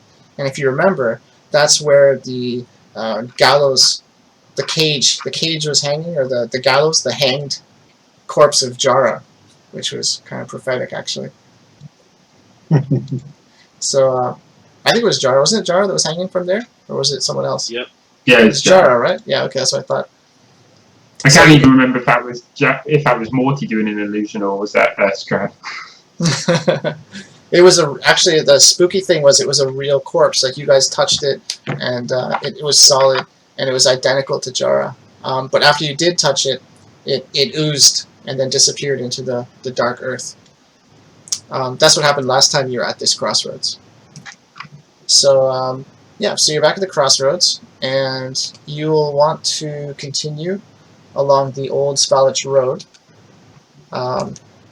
And your next landmark will be the Tsar Falls Bridge, which is what you saw when you were down at the waterfall. You looked up and there was a 1,000-foot ravine cliff, and you could see at the top there was a stone bridge that crossed the ravine. And that's where you guys will travel to after the crossroads. This sounds like a good place for an encounter. I don't know. So,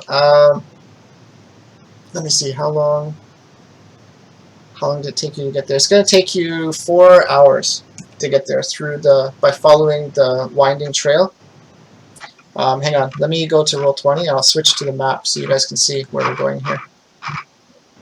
Yeah, Morty's riding in the back of Artie, drawing a picture, and it will actually be a picture of Jara. Okay, with makeup. With girl makeup. Yep. All right, so I've showed you in Roll20 the same map that's showing on the stream right now. So you can see see where it says Tsar Pool. that big pool of water, like a small little lake. That's where the Vistani were. And then that dotted line is the trail you followed to where it says Sayre Falls to the west. That's where you guys just camped. So now you've gone back down the dotted trail, up the trail through the woods to the road. And then now you're taking this long, winding western road over to the bridge. And that's going to take you about 4 hours from that crossroads. So total from your campsite? Alright. Yeah, from, like, your campsite was here, right? So it's 1 hour to get back to here, basically. Another 2 hours to get to here. And it's going to take you at least another 4 hours to get to the bridge. Because you're on the road this time, so you can travel faster. Yeah, to the bridge. Yep. So that's your next landmark. Alright, so you get to the bridge. You travel west along the road. And it clings to the side of a mountain that ends before an arching bridge of mold-encrusted stone that spans a natural chasm. And gargoyles, cloaked in black moss, perch on the corners of the bridge, their frowns weather-worn. They seem to be staring directly at you. On the mountainous side of the bridge, the Sayre Falls spill into the misty pool nearly 1,000 feet below. The pool feeds the river that meanders into the fog-shrouded pines that blanket the valley. The chasm's walls are slippery and sheer, and the bridge is slick with moisture, but it seems safe to cross. So, anything else you want to do there? Go across? Yeah, Morty's too busy drawing a picture, so he's just gonna like kind of take the rope leash of Artie, and while everybody else, I'm sure, is expecting how dangerous the bridge might be, he just kind of motions for Artie to begin to cross the bridge. As we're approaching, Groth will do a perception check, looking out for any obvious dangers, at least, anything we can see. You have stone cunning. You could check the rock on the bridge. Yeah, you want to do that? Yes. What would I use for that? But you rolled your perception, right? So you want to do that first? Yeah. Okay. Yeah, so perception, just sort of looking to see if there's anything like... Perception is you don't see anything on the bridge, but you feel like you're being watched. You don't see anything on the bridge, but you feel like you're being watched. I say, I feel like I'm being watched. Nice. And, what's the face? Irina will also do a... Actually, Irina has a passive perception of 15, which you have noticed anything? Give me an active perception from her. Let's see if she can beat that, and I might be able to give you more information. But I'll give you something. That's 10. That's 15. 15. Okay, give me one from Ismark, because at this point, everyone would be looking around when Groth says, "You know, I think we're being watched." Morty is not looking around. Except Morty. What did Ismark get? 8. Not much. 8. Okay. So Irina. So you're looking around at the bridge, and you're probably looking around at the surrounding trees and stuff that where the road comes out of.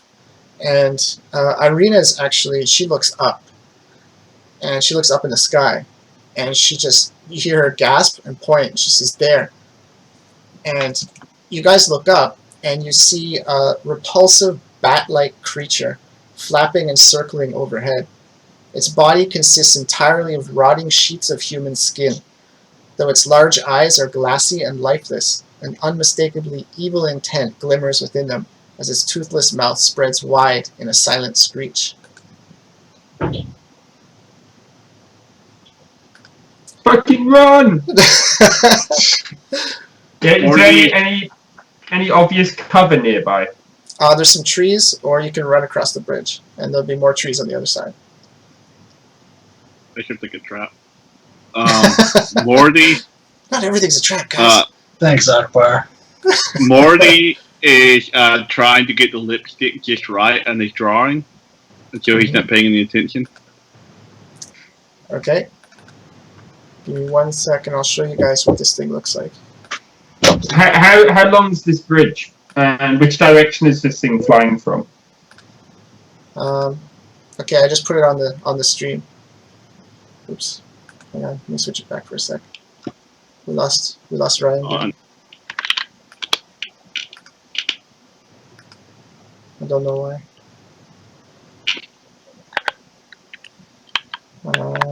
Sorry, Ismark would take care of getting There we Irene go. out of the way.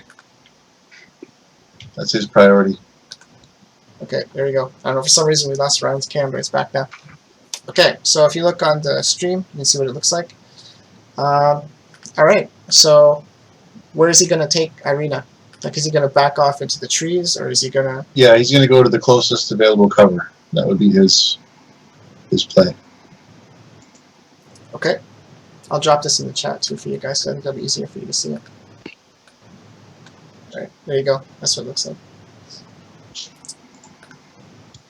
Nice. Okay. Alright, so anybody else want to jump into the trees?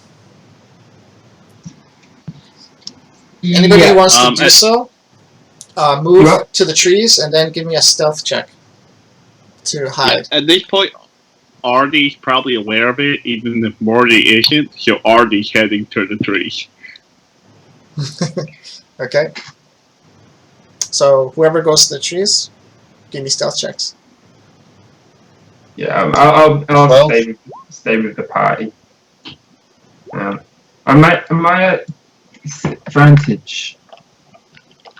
I'm in chainmail. What's Ismark's roll there, right? 12. 12? No dex modifier? Oh, sorry, 13. 13? Ooh. Morty 21, nice. Morty's gone, ninja vanished. No, Artie is 21. Okay. Morty is... 6. That's not right. 2 plus 4. My stealth Plus supposed to be plus 5. That's strange. Okay, so you got a 7? Illumination 7. Groth, you got 15 on your stealth, and Irina Yes. is 17. Okay, so I'm going to say everybody... you got a 13, right, for Ismark? Yep. Yep. Okay. Everybody's hidden except Morty and Ismark. Makes sense. He's running around with Flint now. Yeah, and he probably would have been the last one to hide. He would have ushered everyone else into the trees, and he would have been the last one to go in. Morty, for Pulling whatever his reason, maybe crossbow he's in too the- distracted. Yeah, like Morty's trying to get Artie to cross the bridge, and Artie's running away, so Morty's like yelling at Artie for not listening to him. Okay. As we get into the forest line, you'll see sort of there's sort of like a shadow like starting to bulge out on the back of Groth. And he'll reach behind himself and slowly start pulling out a rather long, oversized greatsword. Shit, where'd you get that from? You always had a greatsword? Dog. Yeah. Wow, nice. Okay, No, so... it's his Pact of the Blade that's kicked in. Oh, you got... Is it your Mystic Blade thing? Yeah. Nice. So he can, for an action, he can sort of activate the blade. So it's basically it could be any weapon, and he's proficient in it. Cool. Does it do the thing where like it disappears and then it can appear in his hand? Like it do that kind of thing? Yeah, you call it as an action. Okay, cool. That's awesome. That's sweet, man. So what does it look like? This is a pretty special blade for him. So what does it look like? Yeah, so again, sort of as he's doing that, like under his patch, you got like a lot of red light and sort of dark shadows moving around. As he pulls it up, again, it almost looks slightly like living, slightly pulsing. It doesn't really look like metal as such, but it's definitely got a sharp edge to it. And just sort of on the hilt, there'll be sort of the look of a single red eye on the crosspiece. Nice. Every now and again, Omens, give me sight Nice. beyond Yeah, sight. yeah, I was thinking Sauron. I was thinking, yeah, the Eye of Sauron, but that's good too, yeah. Awesome, dude. Okay, so you stand ready with this new blade that no one's seen before. This badass blade. I'm imagining Ismark's standing ready with the crossbow. You said something about a crossbow. And Morty's probably going for cover. Irena's definitely going for cover, but she's probably got her bow out too. But what you see happening... What's that? Is Morty going to do anything else? Go ahead. No, Okay. go ahead. What you see though is this skin bat doesn't attack you. It kind of flies down and hovers around you, and it screeches silently at you. You don't hear any sound, but you can tell it's like screeching like a bat would screech, like sonically. And it flutters around in the air, and then you see that it banks off, and it flaps its tattered human skin wings, and it flies towards the direction of Castle Ravenloft. That doesn't bode well for us. It seems that perhaps that was a minion of Strahd. It's a vampire messenger pigeon. Can I take a shot at it as it retreats? Sure, go for it. I'll let you guys take one shot at it while it's leaving. If you have a Morty ranged still weapon. has paid any attention to it. 17, He's 11. yelling at Artie. 17. Yeah, 1 sec. Let me find out. Oops. 15. 15? Hang on. I gotta grab its stats really quick. Bismarck's belief is that as Okay. a messenger, it shouldn't get back to Strahd if possible. Yeah, for sure. That's very good thinking. Alright, so who shot first, and what was it? 15? 17? Bismarck, 17, 11. 17 attack, damage 11. Okay, 17 attack, yeah, his shot sinks deep into the bat, and there's 11 damage? Yeah. Alright, you see that he does a huge amount of damage to this thing, and you see like it's like stuttering and dipping, and it's struggling to keep flying, but it's still trying to reach the castle. Irina, What was the other shot that happened? The Eldritch Blast? 15, yeah, Eldritch Blast. 15 to hit, yep, that hits too. How much damage? That's just 5 force damage. 5 force damage. That's just enough. So your Eldritch, this ripple of force power comes out of your hand just like before, and it goes arcing through the air, hits this struggling creature as it tries to escape and fly back to its master, and you knock it out of the air, and it just falls into the falls below. It falls into the ravine and disappears into the mist. gift for the lady. Nice. Awesome. Good move, guys. That was good. Good shots. Yeah, Groth will nod approvingly the smack for that one. So, respecting the skills. Alright. So you guys gonna go across the bridge now, or are you gonna still hang out there? In the trees? We must get on. If Strahd's sending us spies, we have to get to the city. Yeah, you are 7 hours from dawn, so you've passed basically lunchtime now. So it's early Yeah. afternoon. Morty, still ignorant of any of the skin bat stuff, finally convinces Artie to get back on the path across the bridge. Okay. Follow the little one. Nice. Okay, so you cross the bridge, and I guess I'm assuming everybody follows Morty. And Yeah. so you travel on for another between 2 and 3 hours. We'll say 2.5 hours. And you know that you're, from talking to Ismark, that the next landmark for you is the crossroads. Another crossroads. This one's the Ravenloft Crossroads. So, as you, even here in the mountains, the forest and the fog are inescapable. The dirt road that you're following splits into two, widening toward the east.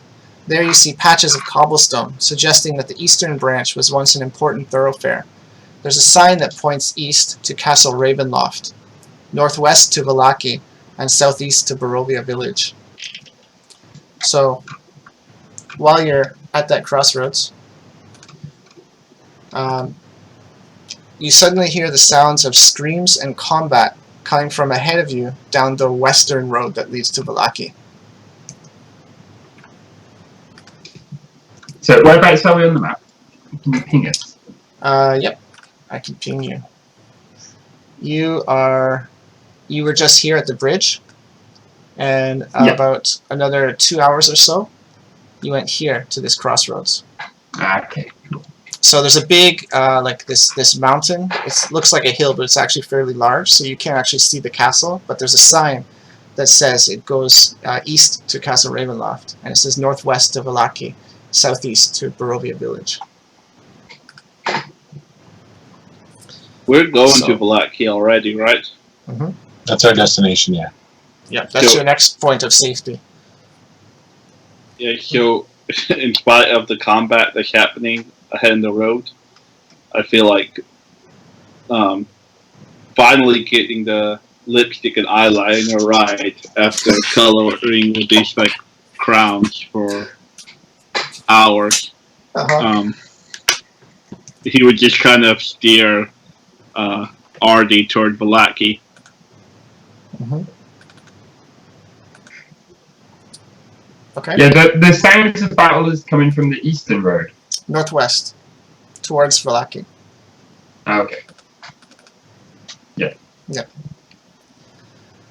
Yeah, because even Groth with his temperament's not entirely up for like just helping random people at the moment. Sounds like trouble ahead. Yeah. Okay. Yeah, so carry on to Vallaki. But if we can hear the sounds of combat, I guess everyone would like at least sort of get their weapons readied and all that kind of stuff. Morty's still coloring. That is the direction you do hear the sounds from, just to clarify. Cool. Okay, just so you know. Okay, so you guys, so you can see like the road turns, and you hear the sounds coming from just within the trees there. So when you approach closer, you see an overturned wagon with an axle and wheels smashed on a large boulder. The rest of the wagon is in pieces. The horse leading the wagon lies dead, and 3 direwolves, nearly the size of a bear, are quickly devouring its innards. Blood and intestines cover their maws, and they tear at the carcasses in a frenzy. A lean man in dark leathers with a short sword in each hand darts and stabs with lethal grace at 2 other direwolves, holding his own for the moment, but you can see he has numerous cuts and scratches. He's also limping and favoring one leg as dark blood soaks through his leggings. A second man, older and dressed like a merchant, has his back to the overturned wagon. He waves a cane in one hand and a torch in the other as another direwolf advances on him. It's clearly this man's frantic shouting for help that you heard earlier. And that is where we will end it for tonight. Okay. I was going to say, Morty and Ardy are just going to walk by like it's nothing. Ardy just gives like a what's up to his cousins. Hey, what's up, guys? Just pass by and like not even paying attention. Brother's got to eat. Nice. So yeah, so that's good. So we'll call it there, and we'll pick up from that point, and you guys can decide what you do. If you help the 2 individuals or not, that's totally up to you. Yeah, we did pretty well on our stealth checks last time. So. Yeah. Nice. And we'll just give a teaser to you guys and anyone else who's watching that one of those people might or might not be Ryan's new character. Is it the old dude? This is the old dude, yeah. The old dude with the cane and the torch screaming for help. How hilarious would it be if we just walked past and Ryan never gets to introduce his character? We discussed that. Ryan and I discussed that as a very real possibility. We have a plan if that's what happens. Ryan knows what to do. It's bad that you have to expect that. Yeah. But is it really unexpected? It's not really unexpected. So you guys are totally open to do whatever you think is best for you, and Ryan's fully committed to doing what he'll think is best for his character. So no worries there. So let's see. Let's find out in 2 weeks. Cool. Morty has a wisdom of 8, I think, so he never does what's best for his character. That's all good though. Morty's awesome. Yeah. He still finds a way to contribute very well anyway. So he got rid of the creature, right? Yeah, I mean, when I'm out of spells and out of all my other bonuses, I'm pretty useless. And I used all my spells against the vampire spawn, like 8 months ago. Whenever we played that shit. 8 months, Never like had a chance yet. the day before. And yeah, and I literally had nothing left. But But now you guys are full decided power to level take- 4, so it's a different story, right? Yeah, I could have taken a lot of really good level 2 spells. Instead, I took Enthrall, because I feel like Enthrall is something that Morty would do. And you can go invisible now, I saw, so that's pretty good. You can easily escape problems. Nice. Alright, I'll Yeah. stop the stream, and we'll pick it up from next time.